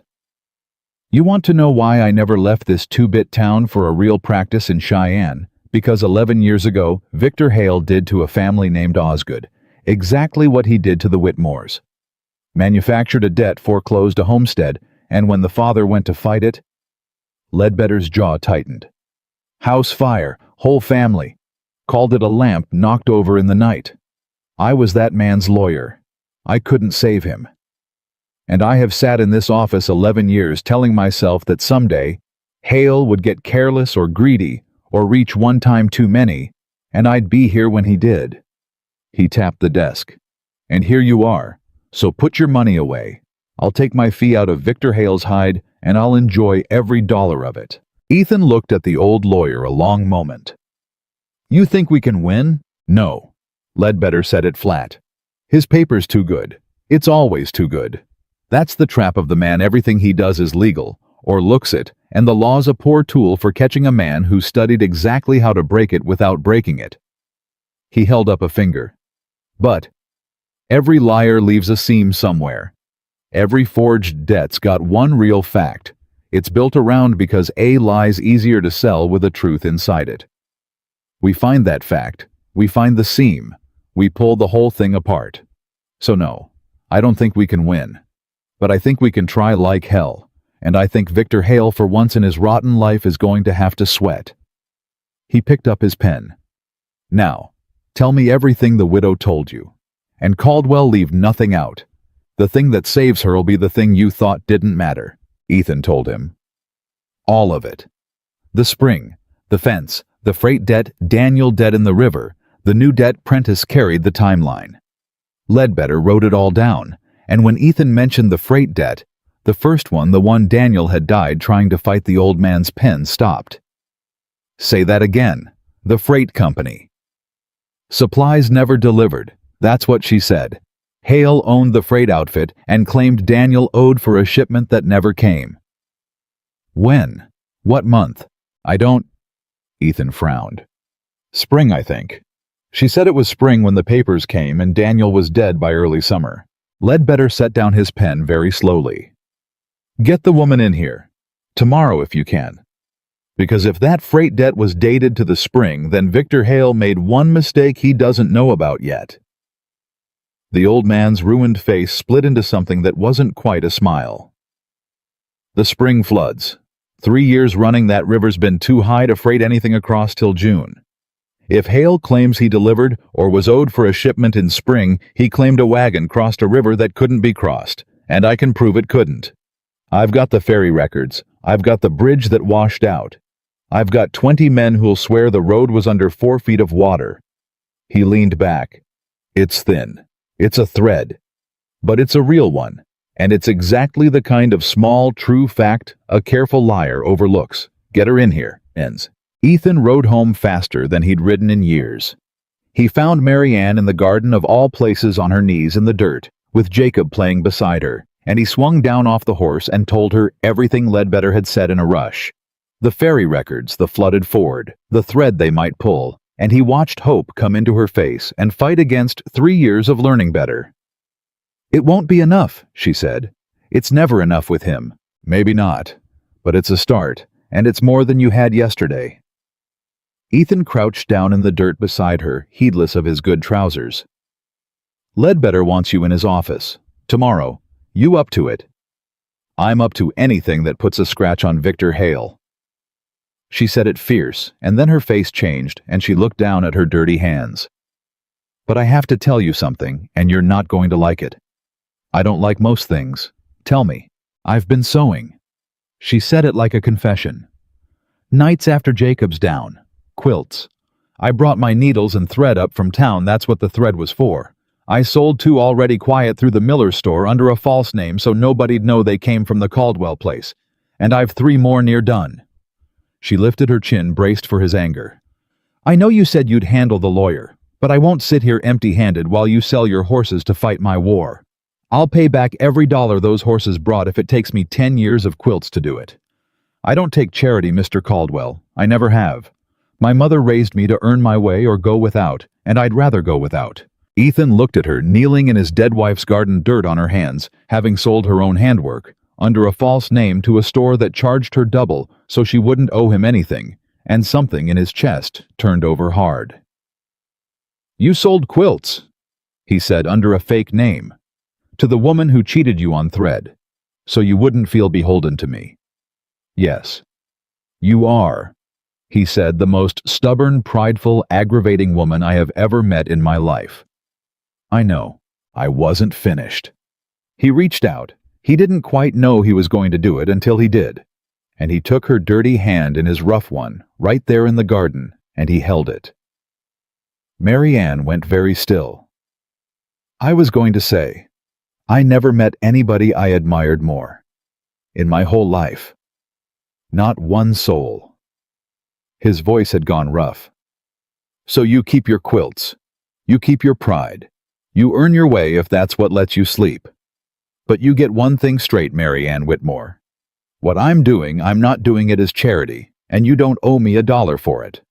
I'm doing it because for the first time in 3 years, I've got something worth standing in front of. That's not a debt. Don't you dare make it a debt. You understand me." She looked at their 2 hands in the dirt. She looked up at him. And what was in her face was more than gratitude, and both of them knew it, and neither of them was ready to say so. And Jacob chose that exact moment to grab a fistful of soil and shove it in his mouth. And the moment broke, and they both lunged for the baby, laughing, and if their hands didn't quite let go of each other for a second longer than they needed to, well, nobody was there to see it. But the boy wasn't telling. The next weeks were a war, though no gun was ever drawn. Ledbetter came out to the ranch twice to take Mary Ann's account in full, and it was on the second visit that the second thread turned up, and it turned up by accident, the way the old lawyer had said the important things always did. He'd been asking her about Daniel, not the debt the man. What kind of man was he who'd known him, who'd vouch for his character before a jury? And Mary Ann, trying to answer, had said the thing that made Ledbetter's pen stop for the second time. He was a church-going man. More than me, if I'm honest. Daniel gave to the church even when we hadn't but pennies. He said a man who couldn't spare a dollar for the Lord had his priorities backward. She'd smiled sad. The spring the trouble started, that same spring before the papers came, Daniel gave the circuit preacher $40. $40 we didn't have. For a new roof on the meeting house. I was furious with him. $40 with Hale's cattle trampling our garden and the bank breathing down our necks. But Daniel said—" Her voice caught. "He said a man ought to leave something good behind him in case he didn't get to stay long. Like he knew. Like he already knew." Ledbetter had gone very still. $40. To the circuit preacher. What was his name? Reverend Kobe. He rode a circuit 3-4 towns. I don't know where he's got to now. And did the Reverend write it down? Church folk keep books on their giving, most of them. Tithes, offerings, gifts for a roof. Mary Ann had frowned, not seeing it. I suppose. There'd be a ledger, wouldn't there? Why does it matter? $40 for a roof has nothing to do with the debt. But Ethan had seen it a half second before Ledbetter said it, and the understanding went through him cold and electric. It has everything to do with the debt, Ledbetter said softly, because the freight debt Hale forged against Daniel was dated that same spring. And Hale's whole case rests on Daniel being a man drowning in obligations, borrowing wild a poor manager who owed money everywhere. That's the story the paper tells. That's the story that makes the debt believable. The old lawyer's ruined face lit up. But a man giving away $40 he didn't have for a church roof in the very same season Hale claims he was desperate and borrowing, that's not a drowning man. That's a generous fool. And a church ledger written in a preacher's hand, dated and witnessed, is a real record made by an honest man with no stake in this fight. It's the one kind of paper Victor Hale can't touch because he didn't know it existed to forge around it. He tapped the desk hard. Find me Reverend Kobe. Find me that ledger. If it says what I think it says, it doesn't just cast doubt on the debt. It puts an honest, dated independent record right on top of Hale's lie and shows the two can't both be true. He rode a circuit 3 years ago, Mary Ann said. He could be anywhere. He could be dead. Then we'd best start looking, hadn't we? Ledbetter was already writing. I'll send word to every congregation on that circuit. You pray Mrs. Whitmore, if you're the praying kind. Because that ledger is thin, as the fairy records were thin, and thin threads are all a man ever gets against Victor Hale. But I've hanged a man on thinner. He looked up sober. If we find it in time. The hearing's set. We don't get to ask the judge to wait while we go hunting a preacher across half a territory. And so on top of everything else, there was now a clock. A ledger that might not exist in the hands of a preacher who might be dead somewhere in a territory the size of a nightmare and a court date that would not move.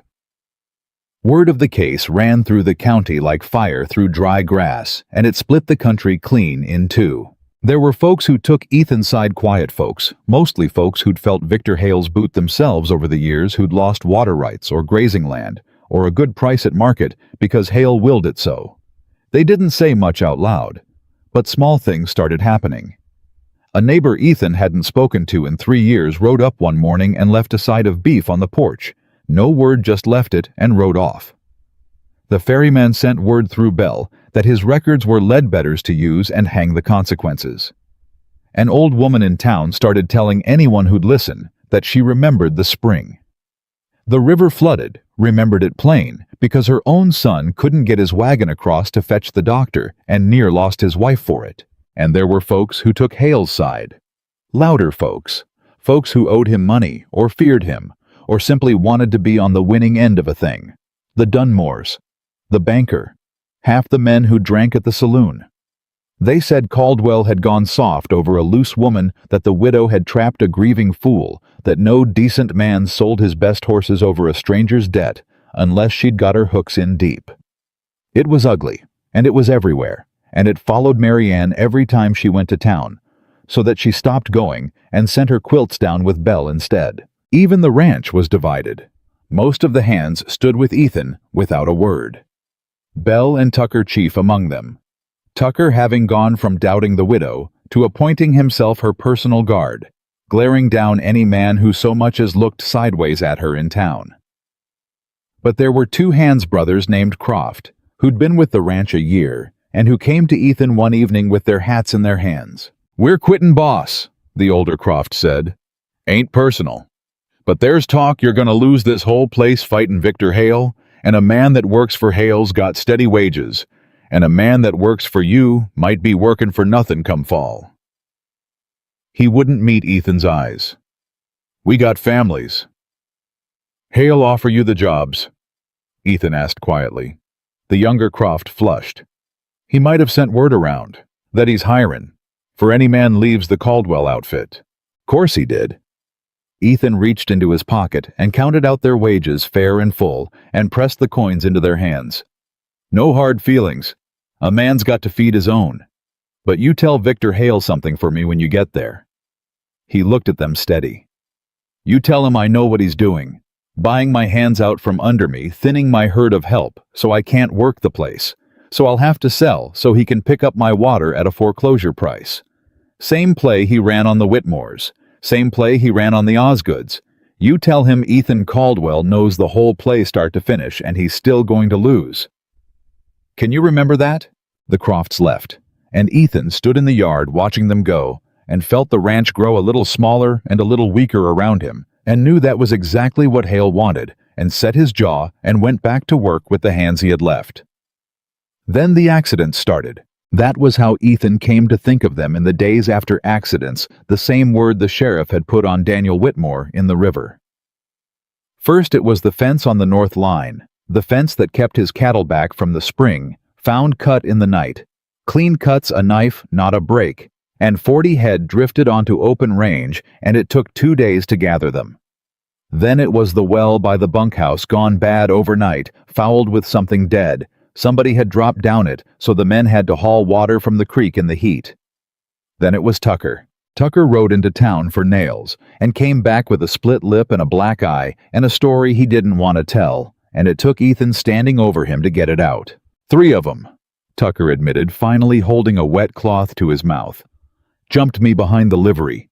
Didn't rob me. Didn't even hardly hit me but the once to get the message across. His young face was more furious than hurt. Said to tell the Caldwell outfit that a smart man knows when he's beat. Said accidents happen to folks who back the wrong horse. Said he stopped. Said what? Said it'd be a shame if that pretty widow's baby took another fever out so far from any doctor. Tucker's hand shook on the cloth. That's when I swung on 'em, boss. 3-1, and I swung on 'em anyway. Couldn't help it. Don't be sore. Ethan wasn't sore. Ethan was standing very still in the way that Belle had learned over 12 years to be afraid of. They threatened the boy, he said. They threatened the boy. Ethan didn't say anything else. He walked out to the barn, and he stood in the cool dark alone for a long while, and when he came out, his face was set in a way Mary Ann had not seen before, and he called the remaining hands together and told them to sleep with their guns and ride in pairs, and that no one went anywhere near the house at night but him. And he took to sitting up on the porch after dark, with a rifle across his knees, watching the road the way a man watches a road when he has finally understood that the wolf is not coming someday. The wolf is already in the yard. That was when Victor Hale himself finally came. But the night before he came, there was a moment Ethan would keep long after all the rest, a small, quiet thing in the middle of all that fear. He was on the porch with the rifle past midnight, when the door opened soft behind him, and Mary Ann came out with 2 cups of coffee and sat down in the other chair without a word. And for a while, they just sat the 2 of them, watching the dark road together. You should sleep, he said finally. So should you. Somebody's got to watch. Then somebody can want the company. She wrapped her hands around her cup. I sat up alone plenty of nights after Daniel, watching a door, jumping at every sound. It's a particular kind of tired watching for a thing in the dark that might not come tonight, but will come. She looked over at him. You don't have to do it alone. That's all I came out to say. Whatever happens in that courtroom, you didn't have to take any of this on, and you did, and you shouldn't have to carry it by yourself out here. Ethan looked at the road. He didn't trust his voice for a second. 3 years. He said, I told myself alone was safer. Nobody to lose if you've already lost everybody. Made a kind of sense. He turned the cup in his hands. Then a stagecoach comes tearing up that road with a woman and a baby I never asked for. And inside a month, I'm sitting on my porch with a gun more scared than I've been since Ruth, because now there's something to lose again. He met her eyes in the dark. And the strange thing, the thing I can't make sense of, I wouldn't trade it back. I'd rather be this scared with you here than that safe with you gone. What kind of fool does that make me?" "The same kind it makes me," she said quietly. "I ran 400 miles to keep from needing anybody. And here I am needing you so bad it frightens me worse than Victor Hale does." Neither of them moved. The admission just sat there between them in the dark, too big and too true to touch, and after a moment, Mary Ann reached over and rested her hand on his forearm, just for a breath, and took it back, and they watched the road together, till the sky went gray, and it was the closest thing to peace either of them had felt in years. He came the way a man comes who's decided the errand boys have failed, and he'll have to see to a thing personally. Came in a fine black buggy with a fine matched team. No lawyer, no hired men, just himself, driving up the ranch road in the late afternoon like he already owned it. And Ethan, watching him come, understood immediately why the man was so dangerous. Victor Hale did not look like a wolf. He looked like a deacon. Silver hair, kind eyes, a soft, handsome face, dressed plain and fine, and when he climbed down from the buggy, he moved slow and easy, and smiled a warm grandfather's smile.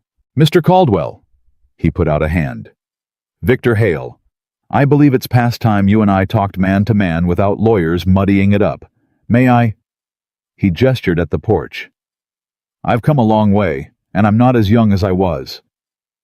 Ethan didn't take the hand, but he didn't turn him away either. "Say your piece. May the lady join us. What I've come to say concerns her most of all." Hale looked past Ethan to the doorway where Mary Ann had appeared with Jacob on her hip, and his kind eyes settled on the baby, and he smiled wider. "And that must be little Jacob. My, how he's grown. He was barely walking when well." The smile turned sorrowful. "When his poor father passed. Such a tragedy. I think about Daniel often, you know. I truly do."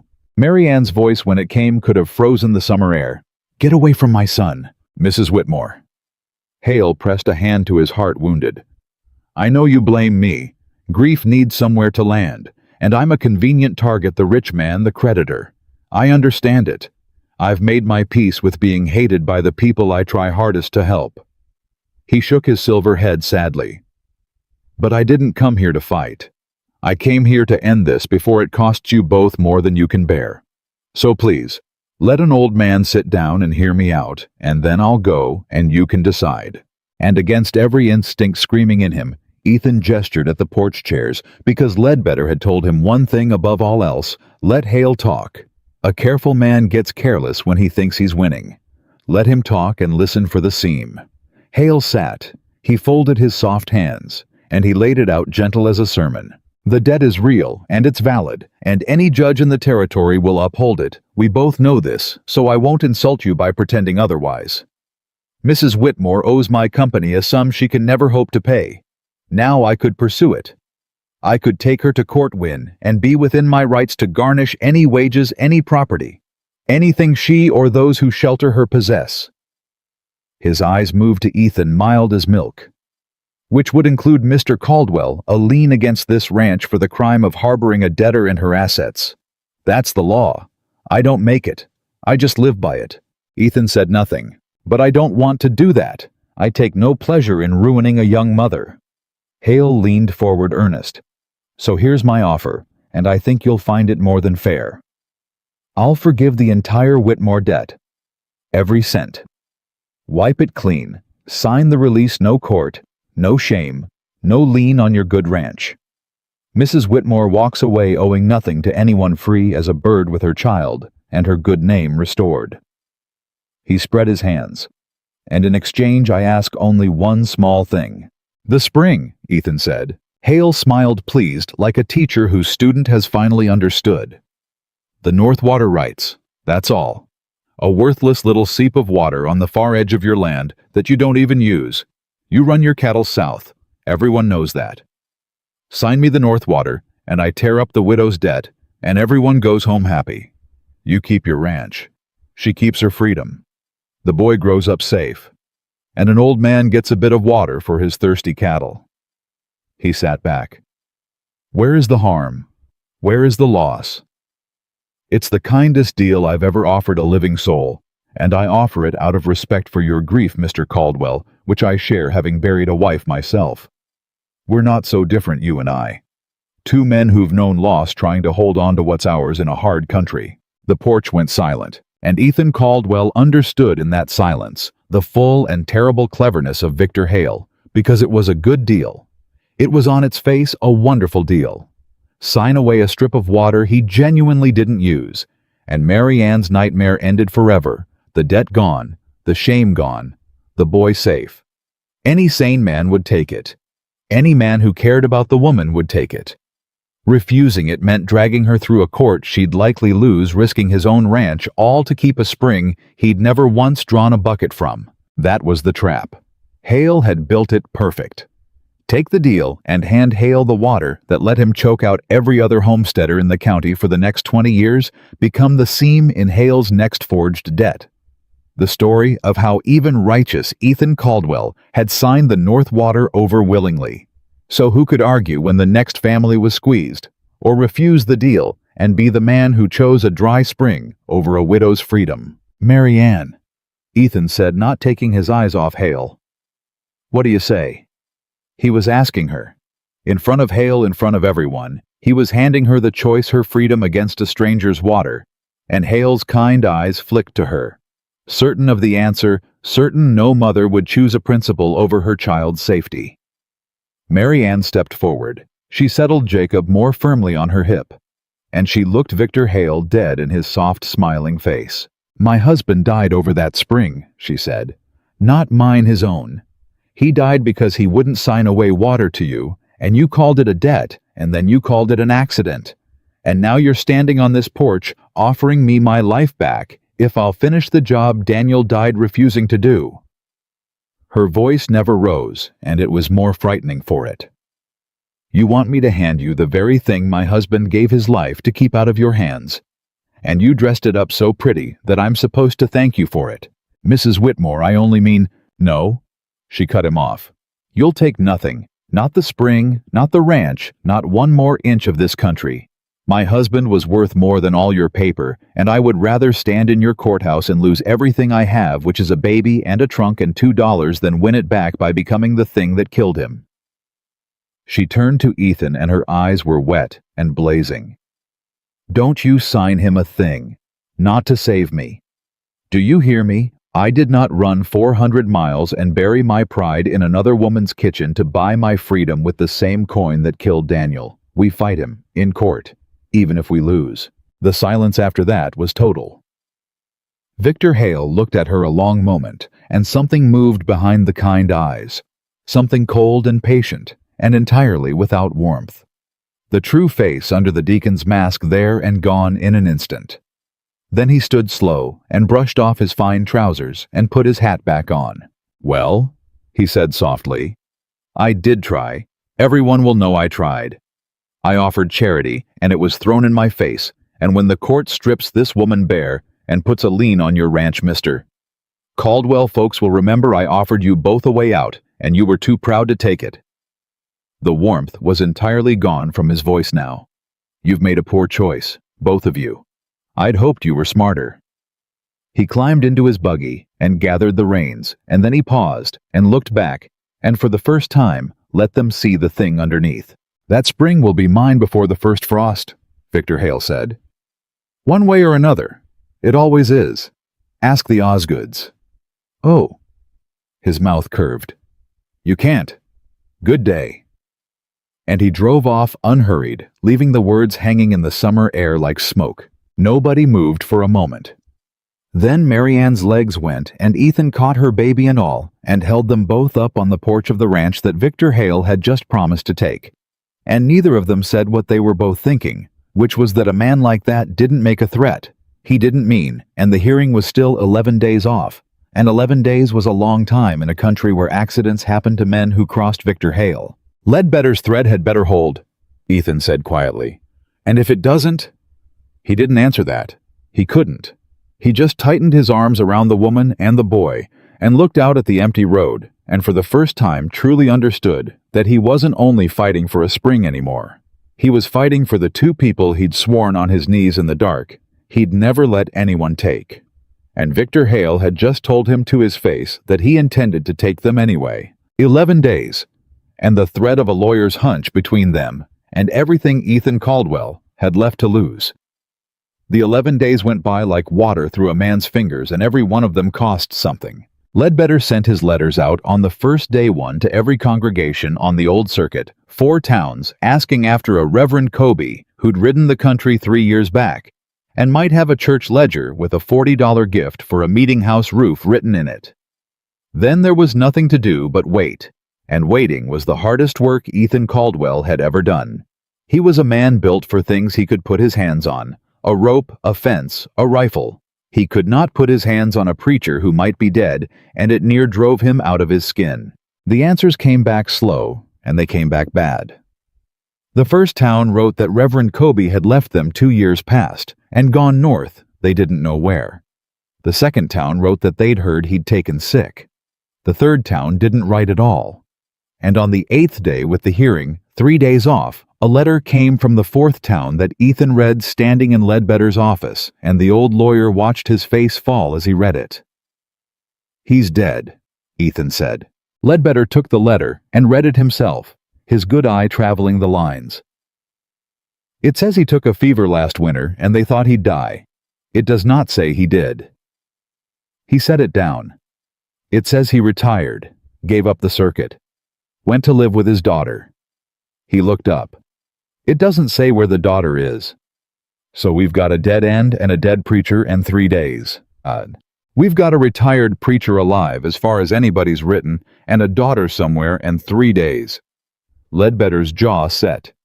"I've one on worse. You go home and you keep that woman and that baby breathing, because Hale's got 3 days too, and a man like that does his ugliest work right before a thing he can't control. I'll find the daughter." Ethan went home, and Hale, as Ledbetter had promised, did his ugliest work. Those waiting days were their own kind of torture, and they did a thing to Ethan and Mary Ann that fear does to people. It pushed them together, and it wore them raw both at once. They took to talking late after Jacob was down, the two of them at the kitchen table with a single lamp between them, and it was in those talks that the last of the walls between them came down, not because either of them tore them down, but because there wasn't strength left to hold them up. "If we lose," Mary Ann said one night, turning her cup and not looking at him, "I want you to promise me something." "I don't make promises about losing." "Promise me anyway." She looked up. "If we lose and they put a lien on this ranch and it comes down to your land or my freedom, you let me go. You let them take me and the debt and be done. You don't lose 4 generations of Caldwell water over a woman you've known 2 months. Promise me." "No." "Ethan." I said no. He set his cup down hard enough to slop coffee on the table. "You want to know why?" "Because you asked me the wrong question the first day you came. You asked would I be sorry I took you in. Belle told me. And the answer's been the same every day since, only I was too much a coward to say it out loud." He leaned across the table. "There is no version of this where I let you go to save a spring. There's no ranch worth keeping, if keeping it means handing you back to that man. I spent 3 years learning that a house you save by keeping everybody out ain't worth living in. I'm not doing it again. So don't ask me to choose between my land and you, because there's no choosing in it. You are the thing worth keeping. The land's just dirt.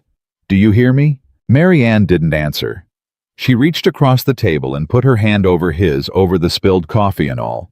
And they sat like that a long while, and neither of them said the word that was sitting right there in the lamplight between them, because saying it before the trial felt like tempting God.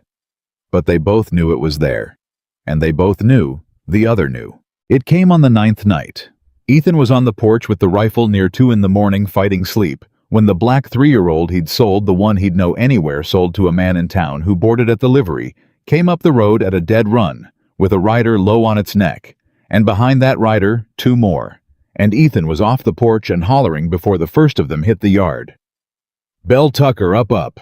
What followed was fast and ugly, and over in 3 minutes. The 3 riders hadn't counted on a ranch that slept with its guns. They'd come to burn the barn. One of them had a torch already lit, and he flung it, and it caught the dry hay by the door. But Tucker put a rifle ball through the man's shoulder before the torch left his hand, and Bell came out of the bunkhouse firing, and the raiders broke and ran, dragging their wounded man with them back into the dark they'd come out of. The barn fire got beat out with wet blankets and a lot of cursing before it took hold. Nobody on the ranch was killed. But it had been close enough that when the sun came up and Ethan walked the scorched barn wall, his hands shook, and he had to stand a minute before Mary Ann saw them. She saw them anyway. "They came to burn us out," she said. She had Jacob clutched to her, both of them still in their night things. Same as the Osgoods, a fire in the night. They didn't, but they came. Her voice was very small, and then it wasn't small at all. It was hard as flint. "Ethan, 3 days. If we lose in that courtroom, this doesn't stop." He said it himself. The spring, one way or another. Winning the case is the only thing that ends it, because a man who's been beaten in the open in front of the whole county can't afford accidents anymore. Everyone would know. She looked up at him. "We have to win. Not for the money. Not even for the spring. We have to win so we can't ever come up this road in the dark again. Do you understand?" Ethan looked at the black scorch on his barn wall, at the woman, at the boy. "I understand," he said. "Now go inside and stay away from the windows. 3 more days. 3 more days, and we end it one way or the other." But Tucker came to him an hour later while Ethan was still walking the burned wall, and Tucker had something in his hand. "Found this by the barn," the young hand said, "where the one you shot dropped his torch." It was a glove, fine leather, the kind no cowhand wore, and stitched inside the cuff in neat thread were 2 initials. "That ain't a drifter's glove, boss. That's a town glove, a money glove." Ethan turned it over. "You know these initials?" "No. But Bell might. And a judge might if it come to it." Tucker's young face was grim beyond his years. "They got careless, boss. Sent a man in good gloves to do a low job. That's what happens when a fella's used to nobody ever fighting back." He handed it over. "You hang on to that. Might be it's worth more than the barn it near burned." Ethan hung on to it. He didn't know yet how much it would be worth. That would come later, when the marshals started pulling Hale's world apart, thread by thread. But he knew a careless man leaves careless things behind, and Victor Hale, for all his clean paper, had just gotten careless. The morning of the hearing came hot and bright, and the whole county came with it. They packed the little courthouse in town to the walls, and then some folks standing in the aisles, folks crowded at the windows outside, folks who'd taken Hale's side, and folks who'd taken Caldwell's, all of them come to see whether the rich man would break the widow, or whether for once the widow would break the rich man. Ethan drove Mary Ann and Jacob in the wagon with Bell riding guard beside them and Tucker riding behind. And when they climbed down in front of the courthouse, the crowd went quiet, then loud, then quiet again, and Mary Ann walked through the middle of it with her chin up and the baby on her hip, and did not look left or right, and Ethan walked beside her close enough that his shoulder near touched hers, and dared any man in that crowd with his eyes to say a word. Nobody did. Ledbetter met them on the courthouse steps and pulled them aside before they went in, his good eye sharp. "Listen to me, both of you, because I'll only get to say it the once. I found the Reverend's daughter this morning wired back she's bringing the old man, if he's fit to travel. But he's sick, and they're 40 miles out, and I don't know if he'll make it before Prewitt gavels this thing closed. So we go in with what we've got, and we pray the rest walks through that door in time." He looked at Mary Ann. "Fairfax is going to put you on the stand, and he's going to be gentle, and he's going to be cruel both at once, and he's going to make you look like a liar. You let him. You don't fight it, you don't cry, you answer plain and short, and you trust me to fix it after. Can you do that?" "I can do anything for one afternoon," Mary Ann said. "Good woman." He turned to Ethan. "And you. You keep your temper in a box and you sit on the lid. Hale wants you to lose it. A ranchman who blows up in a courtroom is a ranchman gone strange with grief, just like they've been saying. Don't give it to him." Ledbetter almost smiled. "Save it for when it counts." They'd barely started up the steps when a knot of Hale's people blocked the way. The banker, one of the Dunmore men, a couple of saloon toughs, and the Dunmore man said something low and filthy about Mary Ann meant to be heard, and Ethan started to turn temper coming up hot, and it was Mary Ann's hand on his arm that stopped him. "Save it," she murmured, echoing the lawyer, "for when it counts." And she walked straight through the middle of them, with the baby on her hip and her chin up, and they had to step back or be walked into. And the small victory of it, a widow making Hale's men give ground on the courthouse steps, was not lost on the crowd who saw it and murmured. Inside the judge was a heavy sour man named Pruitt, who'd been on the territorial bench 11 years, and Ledbetter had told Ethan the truth about him already. Pruitt wasn't bought exactly, but he wasn't brave, and he'd ruled Hale's way more times than not, because Hale's paper was always clean, and ruling against a man like Hale cost a judge things a careful judge didn't like to lose. "He'll follow the evidence," Ledbetter had said, "but only if the evidence gives him no other place to stand. We don't just have to win. We have to win so plain that even a coward can't rule against it." Victor Hale sat at the front in a fine gray suit with his silver hair combed and his kind face on, and beside him sat not Prentice, but a smooth young attorney down from Cheyenne named Fairfax, all polished boots and easy confidence, and the sight of that expensive lawyer beside old half-blind Ledbetter in his frayed coat told the whole crowd everything they thought they needed to know about how the day would go. It started bad, and it got worse. Fairfax laid out Hale's case like a man dealing a winning hand, slow and sure. The freight note dated 3 springs back, Daniel Whitmore's signature at the bottom. The ledgers of the freight company showing the debt, the interest, the compounding. A handwriting man Fairfax had brought clear from Denver, who swore on the book that the signature was Daniel Whitmore's own. And then, worst of all, the accounting. The foreclosure on the Whitmore land, the sale the remainder still owed all of it, laid out in neat columns that added up that could not be argued with a wall of numbers a mile high. "Your Honor," Fairfax said, "this is not a complicated matter, however much sympathy the defendant's situation invites. A man borrowed money. The man signed for it. The man died tragically, and his debt passed to his estate, as all debts do. My client has been more than patient. He waited 3 years.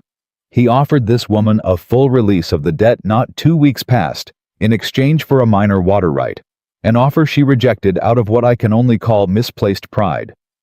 We are here because she would not settle a lawful debt, that is all. The law is not cruel, Your Honor. The law is simply the law." Then they put Mary Ann on the stand, and Fairfax took her apart. He was gentle about it, which made it worse. "Mrs. Whitmore, I'm sorry to put you through this. I'll be brief. Your late husband, was he a good manager of money?" "He was a good man." "That isn't what I asked. Was he good with money? Did the two of you ever come close to losing your homestead to the bank?" A pause. "The bank called our note, yes." "Called it because your husband had fallen behind?" "Called it because Victor Hale bought it and—" "Yes or no, Mrs. Whitmore, were you behind on your mortgage?" Her jaw tightened. "We were behind." "Thank you. Now the freight shipment this debt concerns. Did you personally see it arrive at your homestead?" "There was no shipment. It never." "Did you see it, Mrs. Whitmore? With your own eyes, yes or no?" "No. Because it didn't. So you cannot testify it never came. You can only testify you didn't see it." Fairfax turned to the jury box with a small, sorrowful smile. "And the papers your husband signed, were you present for every one? Did you read every document that passed under his hand in those final months?" "No, a wife doesn't." "No, of course not. So we have a grieving widow behind on her debts who did not see the shipment, did not read the papers, and cannot tell this court with certainty what her husband did or did not owe." He let it sit. "I'm not unkind, Mrs. Whitmore. I'm only establishing that you don't actually know. You believe, but you don't know." Mary Ann's hands were white in her lap, but her voice stayed level. "I know my husband. Did you?" And then Fairfax turned it the way a man turns a knife already in. "Mrs. Whitmore, is it true that since coming to the Caldwell Ranch you have been selling quilts in town?" Mary Ann went still. "Yes." "Under your own name?" A pause. No. Under a false name. Why would an honest woman sell under a false name, Mrs. Whitmore? Because I didn't want the whole town knowing my business. Or because me. Fairfax said smoothly, you are a woman quite comfortable with concealment, who came to a lonely widower's ranch concealing a child, who sells her goods concealing her name.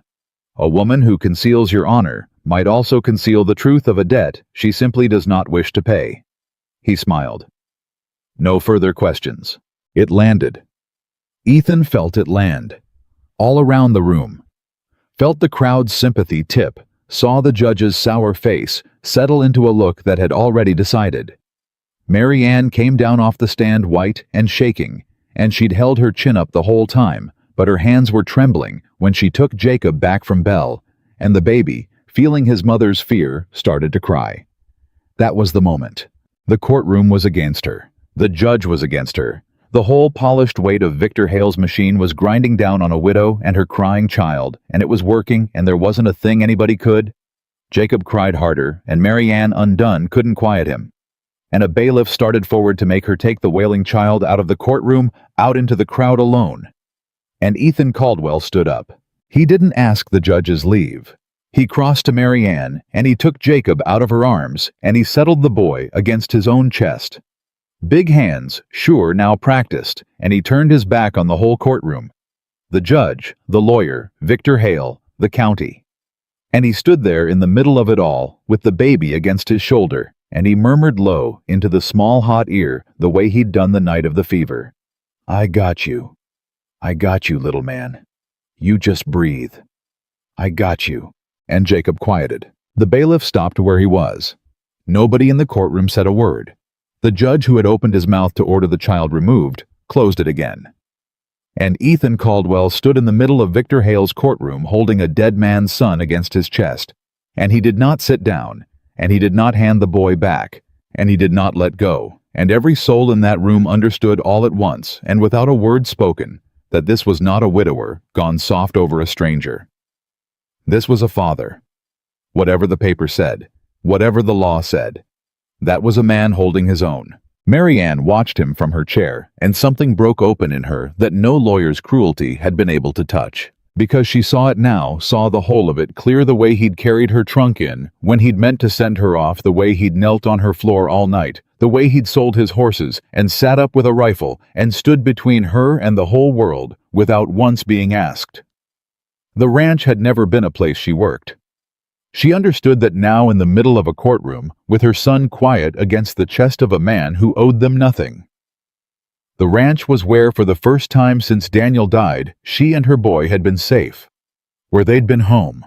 And she'd been so busy guarding her pride and paying her way, and refusing to need anyone, that she'd nearly missed the plain fact of it, the fact that was standing in the middle of the room, refusing to hand back her child. She loved him. She'd loved him a while. And she might lose him and the ranch and everything all in the same afternoon in this room to a man in a gray suit. Mr. Ledbetter, Judge Pruitt's voice was heavy. You may call your witnesses, though I'll tell you plain, I've heard little today that troubles the plaintiff's case. Ledbetter rose. He was old and stooped, and his coat was frayed, and beside young Fairfax, he looked like something the county had forgotten to throw out. But when he spoke, his voice filled the room. Your Honor, the plaintiff's case rests on a single note, a freight debt signed by Daniel Whitmore dated the 14th of April 3 years past. Everything else, the interest, the foreclosure, the remainder, they're chasing this woman across the territory, for all of it grows from that one note like a tree from a seed. Pull the seed, the tree falls. He turned to Fairfax's handwriting expert, still seated near the front. So let's talk about that date, the 14th of April. I'd call the plaintiff's own document man back if the court please. Just one question for him. The Denver expert took the stand again, wary now. You examined the freight company's ledgers, Ledbetter said. The originals. In your professional opinion, are the entries genuine, the dates, the amounts all recorded proper in the ordinary course of the company's business? Fairfax half rose, sensing a trap he couldn't yet see. But the expert, proud of his work, answered before his lawyer could stop him. They are. Genuine business records kept contemporaneously. That's precisely why the note is reliable. It's corroborated by the company's own books dated the same period. The shipment was dispatched and billed in April. Dispatched and billed in April, across the county to the Whitmore homestead. Yes, you'd stake your professional reputation on that date. The shipment moved in April. I would. The records are clear. Thank you. Ledbetter smiled, and it was not a kind smile. Because I'd like the court to note that the plaintiff's own expert has now sworn under oath that a freight wagon carried goods across this county in the first weeks of April 3 years ago. He turned to the judge. Your Honor, I'd call the ferryman Josiah Meeks. The ferryman was a huge, silent man who'd run the crossing on the county's only through road for 20 years, and Ledbetter walked him through it in plain, unhurried questions. Was he working the ferry 3 springs back? He was. What was the condition of the river that April Meeks answered flat and certain, the worst flood in 10 years? The river ran a quarter-mile wide at the ford. The ferry was hauled out and chained down for 6 weeks so it wouldn't wash away. Nothing crossed. Not a wagon, not a rider, not a chicken. He had the toll book to prove it. Not one crossing charged from the last week of March to the second week of June, because there were no crossings, because there was no way across. So, Ledbetter said, if a man told this court that a freight wagon crossed this county in April 3 years ago carrying, let's say, a shipment of goods to the Whitmore homestead on the far side of your ferry, what would you say to that man? I'd say he's a liar, Meeks rumbled, or a fool because there wasn't no crossin' that whole spring and the whole county knows it. My own brother-in-law like to died waitin' on the far bank with a busted leg. April. That flood. He looked at the judge. You can't bill a man for a shipment that couldn't have moved. It's like billin' him for the moon. The room stirred. Fairfax was on his feet. Your Honor, this proves nothing. A billing date is a clerical matter. The date on an invoice need not be the date of physical delivery. Then the debt is for goods that were never delivered. Ledbetter said, cutting clean through him, which is precisely what the Whitmores have said from the first day. Either the shipment moved in April, which the river makes impossible, or it never moved at all, which makes the debt a fiction. The plaintiff's own expert swore to the April date not 5 minutes ago. Mr. Fairfax cannot have it both ways, and neither can Mr. Hale. And there it was, the seam pulled open in front of the whole county. Ethan, holding the baby, saw Victor Hale's kind face go very still. But Prewitt, coward that he was, wasn't ready to leap. Mr. Ledbetter, you've raised a question about one date. That's a discrepancy, not a fraud. A sloppy clerk, a misdated invoice. It's not enough to void a signed note. The signature stands unless you can show me the debt itself never existed. Can you show me that?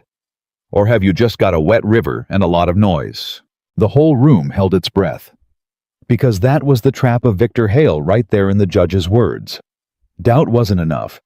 You had to prove the thing that couldn't be proved, that a debt was never real, and no man alive had ever managed it against Hale's paper. Ledbetter stood very still, and Ethan, watching the old lawyer's face, saw the thing he'd been dreading all morning, saw Ledbetter reach for the card he'd been counting on, and find it not yet in his hand. The Reverend hadn't come. 40 miles, a sick old man, a judge already reaching for his gavel.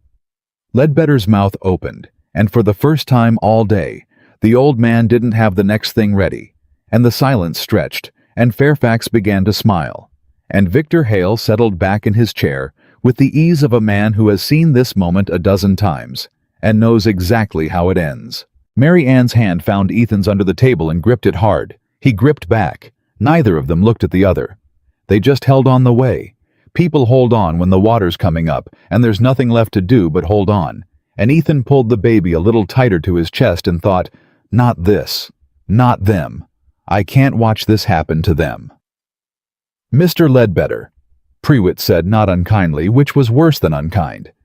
Have you got anything else? Or shall I rule? Ledbetter drew a breath to answer, and that was when the courthouse doors opened at the back. Every head turned.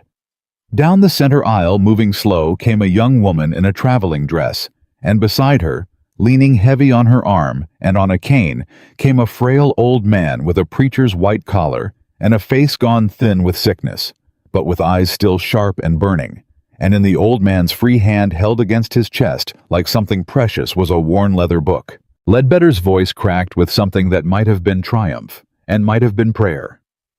"Your Honor, the defense calls the Reverend Elias Kobe." The room erupted. Prewitt hammered for order. Fairfax was shouting objections. The witness wasn't on any list. This was ambush. This was irregular. And Ledbetter shouted back that the witness had been sought for 11 days, and found this very morning, that his testimony went to the heart of the fraud, and that the court could hear him now, or explain to the whole territory why it wouldn't.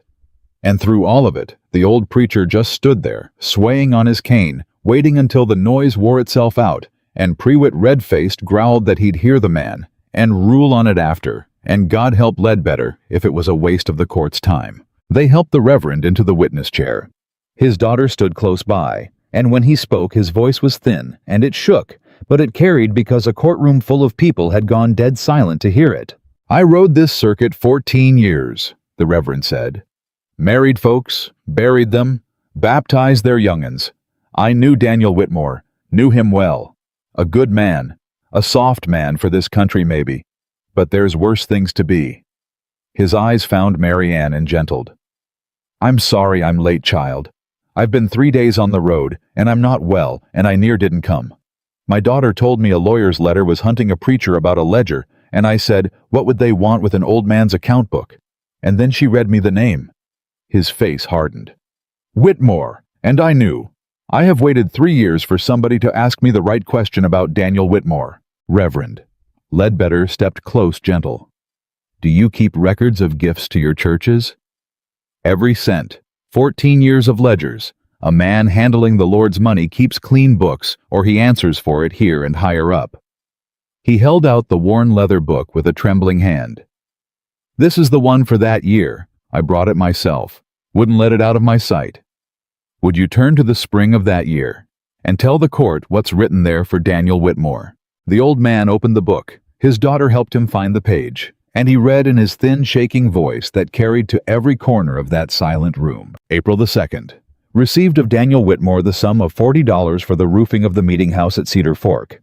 A generous gift from a man of small means and large heart. Witnessed and recorded E. Kobe Pastor." The Reverend looked up. "April the 2nd.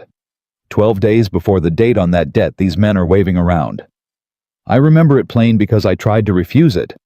I said, 'Daniel, son, you can't spare this. You've got a wife and a baby and Hale's cattle in your garden.' And he took my hand and he said, 'Reverend, if a hard year's coming, I want to have done one good thing before it gets here.' $40. A man doesn't do that.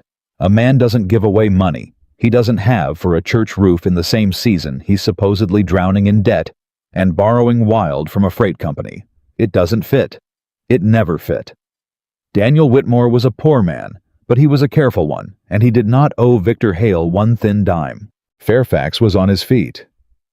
"Your Honor, a charitable gift proves nothing about—" "It proves—" Ledbetter thundered, and for a moment the old lawyer wasn't old at all. "That on April the 2nd, Daniel Whitmore was a solvent, careful, generous man, giving to his church.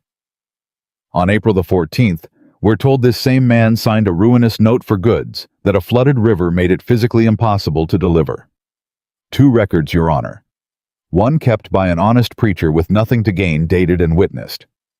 One manufactured by a man who profits from it. They cannot both be true, and I know which one this court should believe." But Ledbetter wasn't done. And here was the thing Ethan hadn't known was coming, the thing not even Mary Ann knew, because the Reverend had carried it 3 years and never been asked. "Reverend Kobe," Ledbetter said quietly, "is there anything else you remember about Daniel Whitmore from those last weeks? Anything he told you?" The old man's face changed. He looked at Mary Ann, and then he looked at Victor Hale, sitting silver-haired and gray-suited at the front, and something came into the Reverend's sick eyes that was very old and very cold. "He came to me," the Reverend said, "the week before he died, frightened, which wasn't like him. He said a man named Hale was going to take his land, and that when the papers didn't scare him off, Hale's man had come to the house and told him plain that accidents happened to stubborn men. Daniel asked me—" The old voice broke and steadied. Daniel asked me to write down and keep that, if he should die sudden by fire or fall or river, it would be no accident. He made me write it. I have it here, in the back of this same book in his own hand, signed and dated and witnessed by me 8 days before they pulled him out of that river the sheriff called a drowning. The courtroom did not so much erupt as go absolutely, utterly silent. The Reverend turned to the back of the ledger with shaking fingers, and he read Daniel Whitmore's own words, written 8 days before his death, naming Victor Hale. Naming the threat, naming the fear, a dead man's voice reaching up out of 3 years and a river to point one trembling finger straight across the courtroom at the smiling deacon who'd killed him. Victor Hale was no longer smiling. "Your Honor." Fairfax started, and his smooth voice had a crack in it now. This is unverified. This is a dying man's hearsay. This is not. It is a dated witnessed statement. Ledbetter said, in the deceased's own hand, made before a minister, kept for 3 years by a man of God who had no notion its hour would ever come. And taken together with the flooded river, the impossible shipment, the honest ledger, and your own expert's sworn testimony. He turned to face the whole room.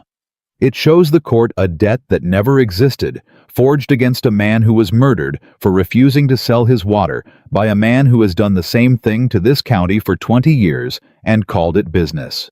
Prewitt sat gray-faced on his bench, and Ethan watched the judge understand that the ground had shifted under him, that the whole county was in that room, that a dead preacher had walked in with a murdered man's testimony, that ruling for Hale now would chain Prewitt's own name to it forever. The coward had at last no place to stand. Victor Hale rose to his feet. He did it slow, and when he spoke, his voice was still soft, still reasonable, still wearing the last shreds of the deacon's mask. Your Honor, this is a circus, a sick old man, a lost book wild claims about. I am a respected, I have served this county. Sit down, Mr. Hale, Prewitt said heavily. I will not sit down and be slandered by. Sit down. Prewitt's gavel came down like a gunshot, and for the first time in 11 years, the judge looked at Victor Hale the way the rest of the county had never dared to. You'll have your chance to answer, because you're going to need it. Bailiff. Prewitt's jaw worked. Send for the marshal. The territorial marshal, not the sheriff. I want a federal man given what's just been laid before this court. There'll be a criminal inquiry into the death of Daniel Whitmore and into the business practices of Mr. Victor Hale, and I'd advise Mr. Hale to make himself available for it, because a man who runs will look guiltier than one who stays. And Ethan, standing there with the baby, thought of the fine leather glove in his coat pocket with 2 initials stitched inside the cuff, dropped by a man who'd tried to burn his barn 3 nights past, and understood that Prewitt's inquiry was only the beginning. That once the marshal started pulling, there'd be the glove and the men Tucker could name, and the ferryman, and 11 years of families like the Osgoods who'd been too frightened to speak and wouldn't be frightened anymore, all of it coming loose at once, now that the county had finally seen Victor Hale bleed. A man's whole kingdom built on the belief that he could not be touched, coming down the very hour that belief died in a crowded room. The room came apart then, shouting, weeping. The crowd surging folks who'd taken Hale's side that morning, suddenly finding they'd been against him all along. And in the middle of it, Victor Hale stood white and shaking and stripped for the first time in his life of the thing that had always protected him, the county's belief that he was decent. He looked around the room and found not one friendly face, and he understood, and the understanding aged him 20 years in 10 seconds. He looked last of all at Mary Ann. And Mary Ann Whitmore, who had run 400 miles from this man who had buried her husband and her home and her whole first life because of him, stood up in that roaring courtroom and looked Victor Hale full in the face, and she did not gloat, and she did not weep. She just said quiet enough that only the front of the room heard it, but the front of the room heard it plain. Daniel said a man ought to leave something good behind him. You've spent your whole life leaving ruin, and now that's what you'll be remembered for in every county you ever touched. That's your legacy, Mr. Hale. Not the land, not the water. The ruin and the day it finally caught you. Now get away from my son. For the last time. Hale had no answer. There was no answer. The marshal's men would come for him within the hour, and the county that had feared him for 20 years would spend the next 20 telling the story of how a widow and a broken rancher and a dying preacher had brought him down in open court. He gathered what was left of himself, and he walked out through a crowd that parted from him like he carried a sickness. And the doors closed behind him, and it was over. Judge Pruitt hammered the room back to some kind of order. His voice when he ruled was rough. The court finds the alleged debt of Daniel Whitmore to be without foundation, and very likely fraudulent. It is void. Every claim arising from it, the foreclosure interest, the remainder, the liens threatened against the Caldwell Ranch, void. All of it. Mrs. Whitmore owes nothing. Not to Victor Hale, not to his companies, not to any soul in this territory. He looked at her, and some of the sourness had gone out of his heavy face, replaced by something that might have been shame at how long he'd taken to get here. You're free, Mrs. Whitmore. Clear and free. I'm sorry it took the court 3 years and a dying man to say so. Court is adjourned. The gavel fell. And Mary Ann turned in the roar and the crush of it, looking for the only two faces in that room that mattered, and found them right beside her where they'd been the whole time. Ethan still holding Jacob against his chest, still not having handed him back, still not letting go. She didn't say anything. She couldn't. She just stepped in against the both of them, the man and her son, and Ethan's free arm came around her and pulled her in, and the three of them stood there in the middle of the emptying courtroom, while the county churned around them, holding on to each other like people who had just learned all at once exactly how much they had to lose and exactly how close they'd come to losing it. It's over, Mary Ann said into his shirt. It's really over. It's over, Ethan said. His voice wasn't steady. He didn't try to make it. He's done. He can't touch you. He can't touch either one of you, not ever again. Jacob squeezed happily between the two of them, grabbed a fistful of his mother's hair and a fistful of Ethan's collar, holding the both of them the way they were holding him. And Ethan. Caldwell looked down at the two people he'd sworn on his knees in the dark he would never let anyone take. And he made himself a second vow, right there in Victor Hale's ruined courtroom, one he had no words for yet and wouldn't find them for a while. But Mary Ann, looking up at his face, saw it made all the same, and she pressed closer, and she let herself, for the first time in 3 long years, stop being afraid. Around them the county was remaking itself in real time. Bell had his hat off and was wiping his eyes and pretending it was the heat. Tucker was standing on a bench, whooping all his young pride finally with something to do. And the townsfolk, the same townsfolk who'd charged her double for thread and pulled their children back from her on the boardwalk, were crowding forward now, wanting suddenly to have been on her side all along. An old woman pressing a wrapped loaf into her hands. A man who'd cut her dead in the street a week ago, now stammering that he'd always known Hale for what he was, always. Mary Ann took the loaf and thanked the old woman kindly, and let the rest of it wash past her, because she'd learned long ago what a town's approval was worth, and it wasn't worth turning her head from the only two faces that had stood by her when standing by her cost something. Ledbetter came over last, stooped and frayed, and grinning like a much younger man, and he put his crooked hand on Ethan's shoulder. "Told you," the old lawyer said. "Every liar leaves a seam. Took 3 years and a dying preacher, but by God we found his." His good eye was wet. Daniel Whitmore got his day. Late, but he got it. He looked at Mary Ann, and at the baby, and at the man holding them both. "Take them home, Caldwell. All the way home. And don't you ever let me hear you call yourself a man with nothing to guard again." "No, sir," Ethan said. "I don't expect I'll have the trouble." And he took them home. All 3 of them in the wagon, through a county that would tell the story for 20 years back, up the long road to the ranch where a lamp would be lit in the window, and a garden would be growing, and a boy would sleep safe on a cushion. A good woman had stitched by hand back up the road to the place that had stopped somewhere in the last 2 months, without any of them quite noticing, when being a ranch a widow worked at and become the only thing it had ever really been underneath. A home. Theirs. Won and paid for and safe at last, and nobody left alive with the power to take it. The strange thing about winning, Ethan Caldwell learned in the days after, was how quiet it left everything. For 2 months, he'd lived braced for the coach, for Prentice, for Hale on the porch, for riders in the dark. He'd forgotten how to be a man who wasn't waiting for a blow.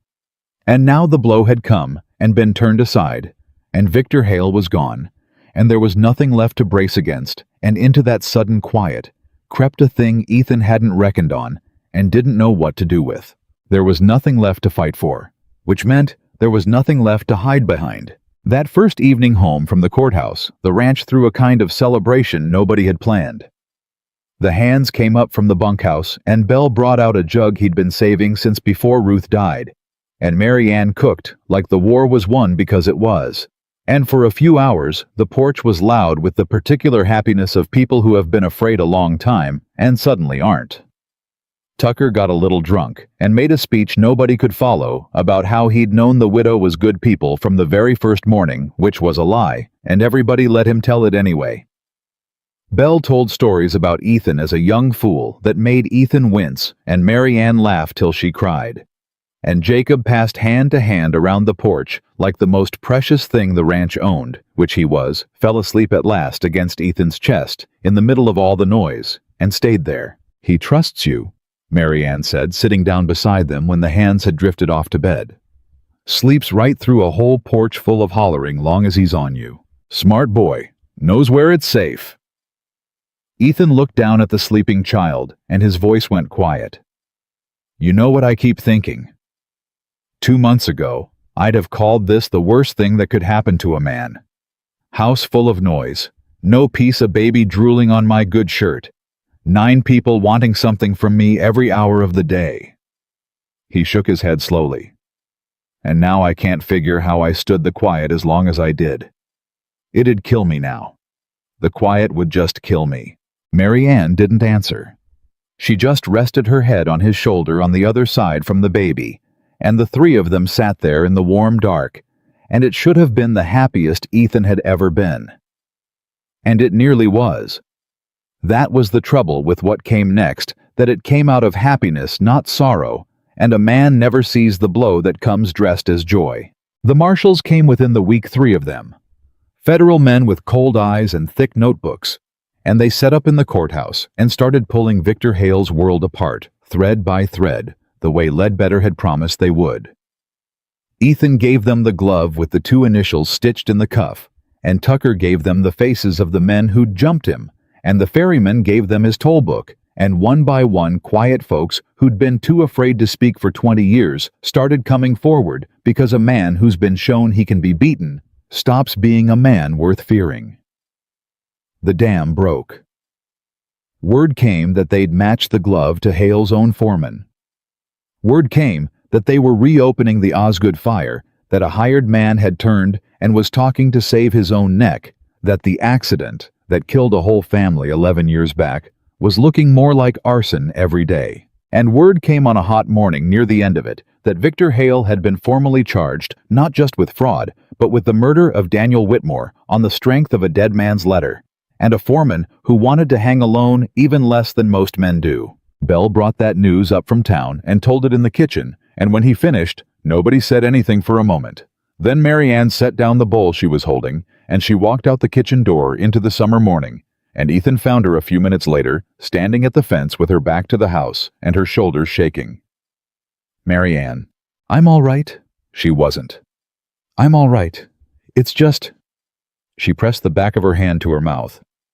3 years I've known what he did. 3 years I couldn't say it out loud without folks looking at me like a bitter woman making excuses.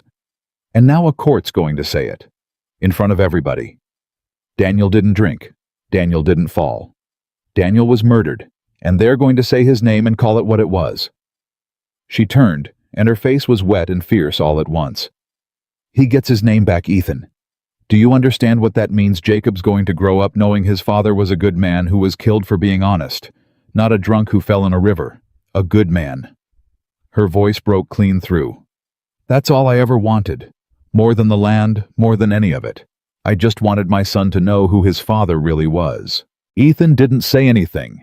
He just opened his arms and she came into them, and he held her while she cried out 3 years of it against his chest and over the top of her head. He looked out at the summer country, and felt something in himself that he couldn't name, something that was glad for her, and grieving for the dead man he'd never met, and underneath both cold and low and creeping a thing that felt almost like fear, because holding her like this felt like the most natural thing in the world. And that was exactly the problem. He put her from him gently, after a while, and something had changed in his face, and Mary Ann, who read him better than he read himself, felt it before she understood it. "You've gone somewhere," she said. "Where'd you go?" "Nowhere. I'm right here." "You're not." She studied him. "You've been half gone for 3 days, ever since the marshals came. Talk to me." But Ethan couldn't. That was the thing of it. He'd found the words for everything else that summer, found the courage to fight and to feel and to hold a child and stand in a courtroom. But this last thing, this one, he couldn't get his mouth around. So he did what a lifetime of hard men had taught him to do, with a feeling too big to face. He backed away from it. "I've got fences to mend," he said. "The north line's still down from where they cut it." And he took his hat, and he went, and Mary Ann stood at the kitchen fence watching him go, and felt the first cold draft of a door she'd thought was open, starting quietly to swing shut. The days that followed were the loneliest she'd spent on that ranch, and the cruelty of it was that nothing was wrong. Nothing had happened. Ethan was unfailingly kind. He was up before dawn and worked till dark and asked after Jacob and thanked her for every meal and never once said a hard word. And he did not touch her, and he did not sit up with her at night, and he did not meet her eyes across the table, the way he'd started to, and the warmth that had been growing between them for 2 months just cooled. Careful, polite, distant. He was doing the thing he'd done for 3 years before she came. He was building the wall back brick by brick from the inside, and she was on the outside of it now, and she didn't understand why. She understood one thing, though, with a clarity that frightened her. She couldn't stay like this. She'd spent 3 years learning to need no one. She'd broken that rule for this man, let herself lean, let herself hope, and now here she was standing at a cooling hearth, watching him wall himself away. And it was worse. It was so much worse than never having leaned at all. A woman couldn't live in a house with a man who'd taught her to need him and then decided he'd rather not be needed. That wasn't a home. That was just a slower kind of alone. So on the 6th night, she made a decision, and she brought it to him at the fence, where he was pretending to fix a rail that didn't need fixing. "I'm going to take a place in town," she said. Ethan went still. "What?" "The widow Garrett's got a room she'll let me in. The general store needs a seamstress now that folks know my work, and there's talk the schoolhouse could use a woman to cook the noon meal for the children." She kept her voice steady the way she'd learned. "The debt's gone.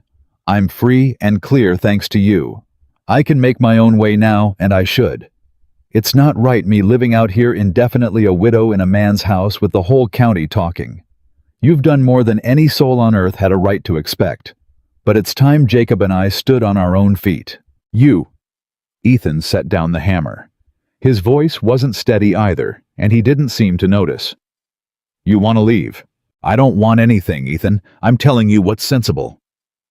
And then, because she was tired and hurt, and because a woman can only hold her chin up so long before it starts to shake, the truth came out sideways. "I can't stay here and watch you go back to being a stranger. That's the honest reason. I lived through my husband dying.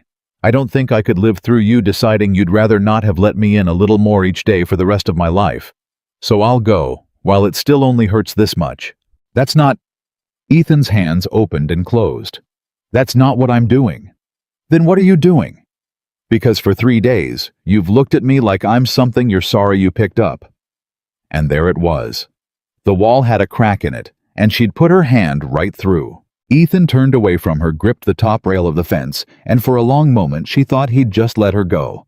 Let her pack the trunk again, put her and the boy in the wagon, drive them to town and a rented room, and a life that was safe and small and alone. It would have been the easiest thing. He'd spent 3 years being a man who let the easiest thing happen. But he'd spent 2 months learning to be another kind of man, and that man, when it came down to it, could not let her walk. "Ruth," he said. Mary Ann waited. "I keep her out past the barn, under the cottonwood. Her and the baby both in the one grave." His knuckles were white on the rail. 3 years I've gone out there every Sunday, and stood over that grave and told her I was sorry. Sorry I couldn't save her. Sorry I lived and she didn't. Sorry the doctor was 40 miles too far. Every Sunday, 3 years. His voice had gone rough and low. And this last Sunday, I went out there and I stood over that grave same as always, and I opened my mouth to say I was sorry and I couldn't. Because I wasn't. Not the way I had been. Because for the first time in 3 years, I woke up in the morning and I wasn't sorry to be alive. He turned around and his face was wrecked. You did that. You and the boy. You made me glad to be living again. And I stood over my dead wife's grave and I felt glad to be alive. And Mary Ann. God help me. It felt like I was killing her all over again. Mary Ann's anger went out of her all at once. Oh, Ethan. So I backed off. From you, from the boy, from the feeling. Because as long as I don't let myself have it, I'm not betraying her by wanting it. The words were coming faster now, 3 days of dammed-up misery breaking loose. I sat up thinking on it every night this week.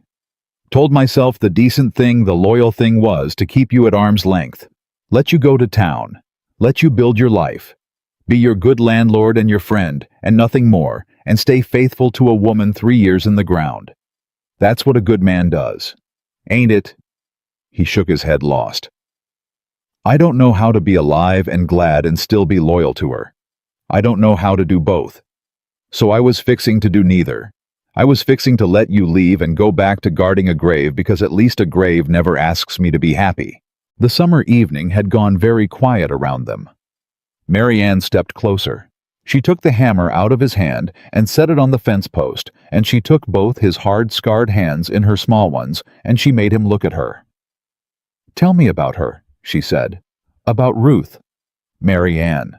No, tell me. You've carried her alone for 3 years. You've made her into a stone you visit and a debt you can't pay. That's not a wife. That's a wound. Her thumbs moved over his knuckles. Who was she? What did she laugh at? What did she cook badly? Tell me the real woman, not the grave. And Ethan, who had not spoken Ruth's name aloud to a living soul in 3 years, found himself telling her. Haltingly at first, then not haltingly at all. He told her Ruth couldn't cook a biscuit to save her life and knew it, and laughed about it. He told her Ruth used to sing off-key while she worked and didn't care who heard. He told her Ruth had wanted 6 children and had teased him that she'd fill the whole ranch up with noise. He told her Ruth had been kind to every stray thing that ever wandered onto the place, dogs and drifters, and once, a whole family of orphaned kittens she'd raised on a rag dipped in milk.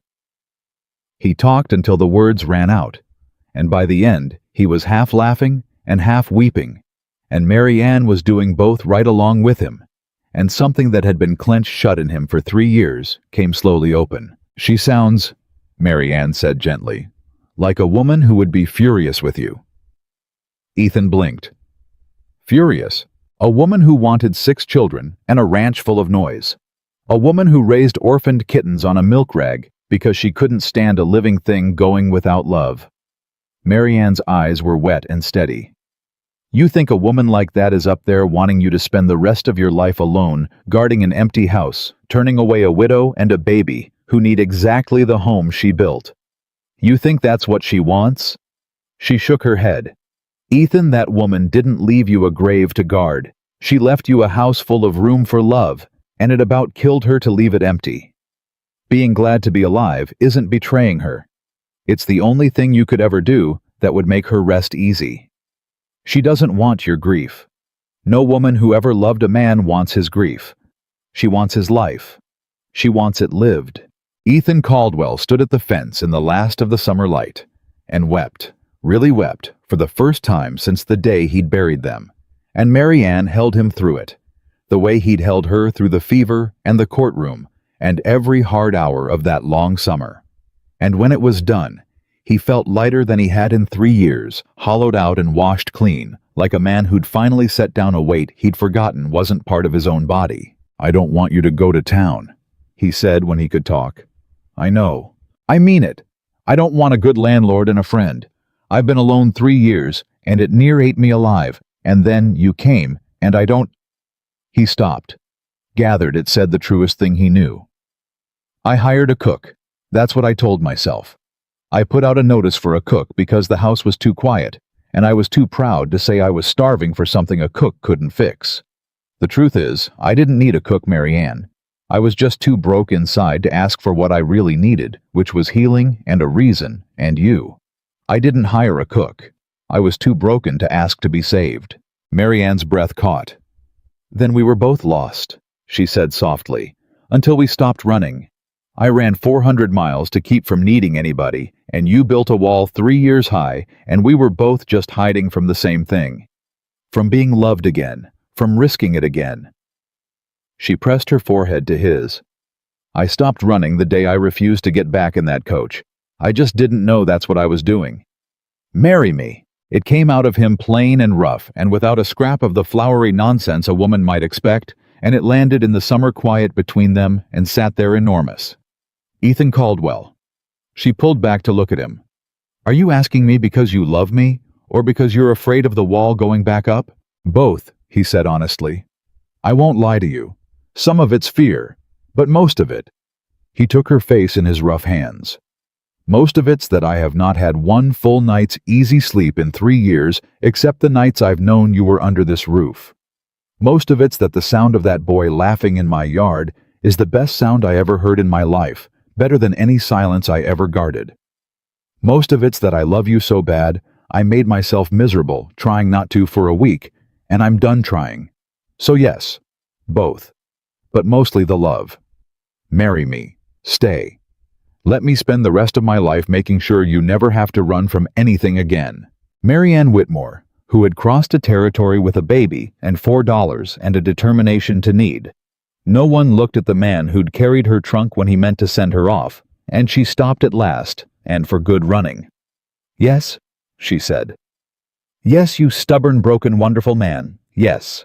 He kissed her then at the fence in the summer dark, and somewhere behind them in the house, a baby who ought to have been asleep started fussing, and they broke apart laughing and went in together to see to their son. Their son. Neither of them said it out loud that night. But both of them thought it, and both of them knew the other thought it, and it was true. They were married 3 weeks later on the ranch under the cottonwood tree. Mary Ann had chosen the spot herself, and when she told Ethan where she wanted to stand to say the vows, he'd gone quiet because it was 10 steps from Ruth's grave. I want her there, Mary Ann had said simply. She built this, all of it. The house, the love in it, the room for us. I'm not going to stand somewhere she can't see, like I'm ashamed. I want to say my vows where she can hear, and I want to thank her in my heart for leaving the door open. And Ethan had had to walk out to the barn and stand in the dark a while before he could answer, and when he came back, all he said was, "She'd have liked you. She'd have liked you more than she liked me, probably." And that was the whole of it. Half the county came. The same county that had charged Mary Ann double for thread and pulled their children back on the boardwalk, they came now with covered dishes and shy apologies and a barn-raising's worth of goodwill, because a county that watches a widow bring down its worst man discovers all at once that it admired her all along. Mary Ann received them all with grace and forgave them nothing and everything, both at once the way strong women do. And if a few of the church wives got a colder nod than the rest, well, they'd earned it, and they knew it, and they took it. Ledbetter gave the bride away, stooped and frayed and prouder than any father. Belle stood up for Ethan and cried the whole time and blamed it again on the heat. And Tucker had appointed himself keeper of the ring and guardian of Jacob both, and he carried the boy on his shoulders through the whole ceremony. And when the preacher asked who witnessed this union, Tucker hollered, "We all do," before anyone could stop him, and the whole crowd laughed and then cheered, and that was that. There was one bad moment. There's always one. It came near the end of the vows when the circuit preacher, a young one new to the county who'd taken over old Kobe's route, asked if any soul present knew a reason these two should not be joined. It was only a formality. Nobody expected an answer. But a rider had come up the ranch road during the ceremony, a stranger, and he swung down at the edge of the crowd, and for one terrible heartbeat, the whole gathering went cold, thinking of clean coats and leather books, and men who came up that road to take things away. But it wasn't one of Hale's. It was one of the marshals, dusty from the road hat in his hand, and he'd come not to disturb the wedding, but because he'd wanted Mary Ann to know before the sun set on her wedding day. "Beg pardon, ma'am. Didn't mean to interrupt." He turned his hat in his hands. "Only I figured you'd want to hear it from a man's mouth and not off a paper. The grand jury handed down this morning. Victor Hale's bound over for trial. Murder in the first degree for your husband. Arson and murder for the Osgood family. Fraud near a dozen counts for the rest." His weathered face was grave and satisfied both. "He'll never draw another free breath, ma'am. I'd stake my badge on it. I thought you ought to know it today. Seemed fitting somehow." He put his hat back on, nodded once. "Congratulations to you both. I'll see myself off. Sorry again for the interruption." And he mounted up and rode back down the road, and the cold that had gripped the crowd turned in an instant to something else entirely. Mary Ann stood under the cottonwood in her wedding dress, and heard that the man who'd murdered her first husband would answer for it on the very day she married her second. And she turned to Ethan with tears streaming down her face, and she laughed, and she cried. And the preacher, sensing the moment had gotten away from him entirely, simply raised his voice over the whole joyful mess and pronounced them man and wife, and the county roared. The celebration that followed lasted till near midnight. Somebody had brought a fiddle, and somebody else a guitar, and the yard that had known nothing but grief and gunfire filled up with dancing and firelight and the smell of a whole steer roasting. Ledbetter got up on a wagon bed to give a toast, and his voice, thin with age and drink, carried out over the crowd. "I've practiced law 40 years, the old man said, "and I have learned exactly one thing worth passing on. The law is slow, and the law is often a coward, and the law will let a wicked man prosper for 20 years while good folks suffer." He raised his cup.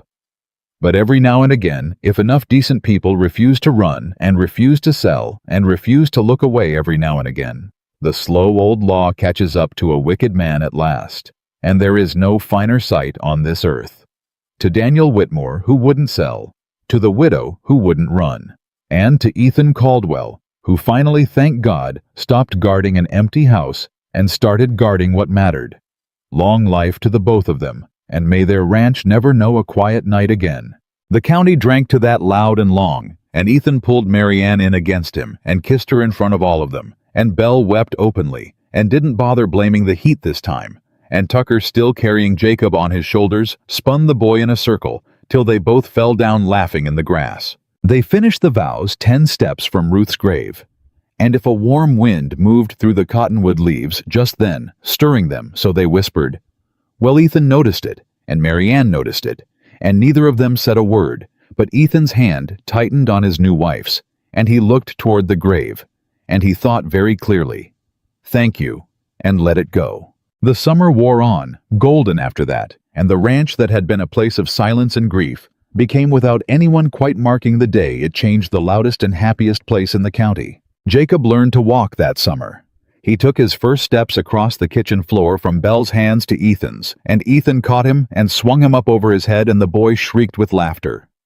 And Ethan Caldwell, who 3 months before had eaten cold biscuits alone in a dead house, stood in his loud, warm kitchen holding a laughing child over his head, and understood that he had gotten back somehow everything he'd buried under the cottonwood. Not the same, never the same, but real and living and his. And then a few weeks after the wedding, the boy said the word. It came at supper plain as anything, Jacob banging his spoon and looking straight at Ethan across the table, and what came out of him was, Pa. Just that. Pa. Not a question, not a reach of fact, the way a child states a fact, like the sky is up and the dog is brown, and this man is Pa. The whole table went quiet. Mary Ann's hand flew to her mouth. And Ethan Caldwell, hard man, grieving man, the man who'd sworn 3 years running he'd never have anything to lose again, set down his fork with a hand that was not steady, and got up and came around the table and lifted the boy out of his chair and held him, and could not for the life of him say a single word. He's been working up to it a week. Mary Ann said softly, her own eyes streaming. "I didn't want to spoil it by telling you." "He called me Pa," Ethan said to nobody, to the room to the ceiling. "Did you hear him?" "He called me Pa. I heard him. The whole county probably heard him." She came and put her arms around the both of them. "You are his Pa, Ethan. The only one he'll ever remember. Blood's got nothing to do with it. You're the man who caught him when he took his first step, and the man who'll teach him to ride, and the man who'll walk him out to that cottonwood one day and tell him about the good father he can't remember who died keeping a spring for him. That's a Pa. That's the whole of what a Pa is." She kissed the side of his head. "Welcome to it." And there was the matter of the water, because when the marshals broke up Victor Hale's holdings, the vast range, the stolen homesteads, the water he'd murdered and forged, and burned his way into owning for 20 years, the court had to decide what to do with all of it. And Ledbetter, who had one more fight left in him, argued before the territorial court that the stolen homesteads ought to go back to the families Hale had run off, and where those families were dead or scattered, that the water ought to be held in common for all the small ranchers of the county, so that no one man could ever again choke a country dry to bend it to his will. He won that fight too, the Whitmore homestead. Daniel's 160 acres, the good spring he'd died refusing to sell, came back to Mary Ann free and clear, in Jacob's name, held in trust for the boy until he came of age. "It's his," Mary Ann said, standing on the porch, reading the deed with shaking hands. "His father's land. His father died for it, and now it's his, and no one can ever take it. Oh, Ethan." She pressed the paper to her chest. "Daniel didn't die for nothing. He died keeping that spring out of Hale's hands, and now it's kept out forever and his son will grow up on it. He won. In the end, Daniel won. It just took 3 years and everything to see it." And Ethan, standing beside her, said the thing he'd been thinking for weeks. "We'll work it together. His land and mine run as one till he's grown. And when he's a man, he'll have a choice I never gave a thought to at his age, a whole ranch of his own, free and clear, and a spring his father gave his life for. That's a good thing to be able to give a boy." He put his arm around her. "That's leaving something good behind, just like his daddy wanted." Mary Ann leaned into him and didn't answer because she couldn't and didn't need to. It was near the end of that summer, on an evening when the whole ranch had gathered on the porch after supper. Ethan and Mary Ann and Jacob Bell with his pipe. Tucker still finding excuses to hang around the house long after his work was done, that Mary Ann told Ethan the thing she'd been holding a few weeks now, waiting for the right quiet moment. She leaned over and said it low, just for him. "The house is going to get louder still come spring." Ethan didn't understand for a second. Then he did. And the look that came over his face, the raw, disbelieving, cracked open joy of it, was a thing Mary Ann would carry the rest of her life. "Ruth wanted 6, he said, when he could talk at all, and his voice broke on it, and it wasn't grief that broke it. "She always said she wanted to fill the whole ranch up with noise." "Then we'd best get started," Mary Ann said, on filling it up for her. The baby came the next spring, a girl red-faced and furious and healthy, with her mother's stubborn chin and a voice that could carry clear to the north pasture, and they named her Ruth, and if that choice surprised the county, it did not surprise anyone who understood what had happened on that ranch. Mary Ann had insisted on it.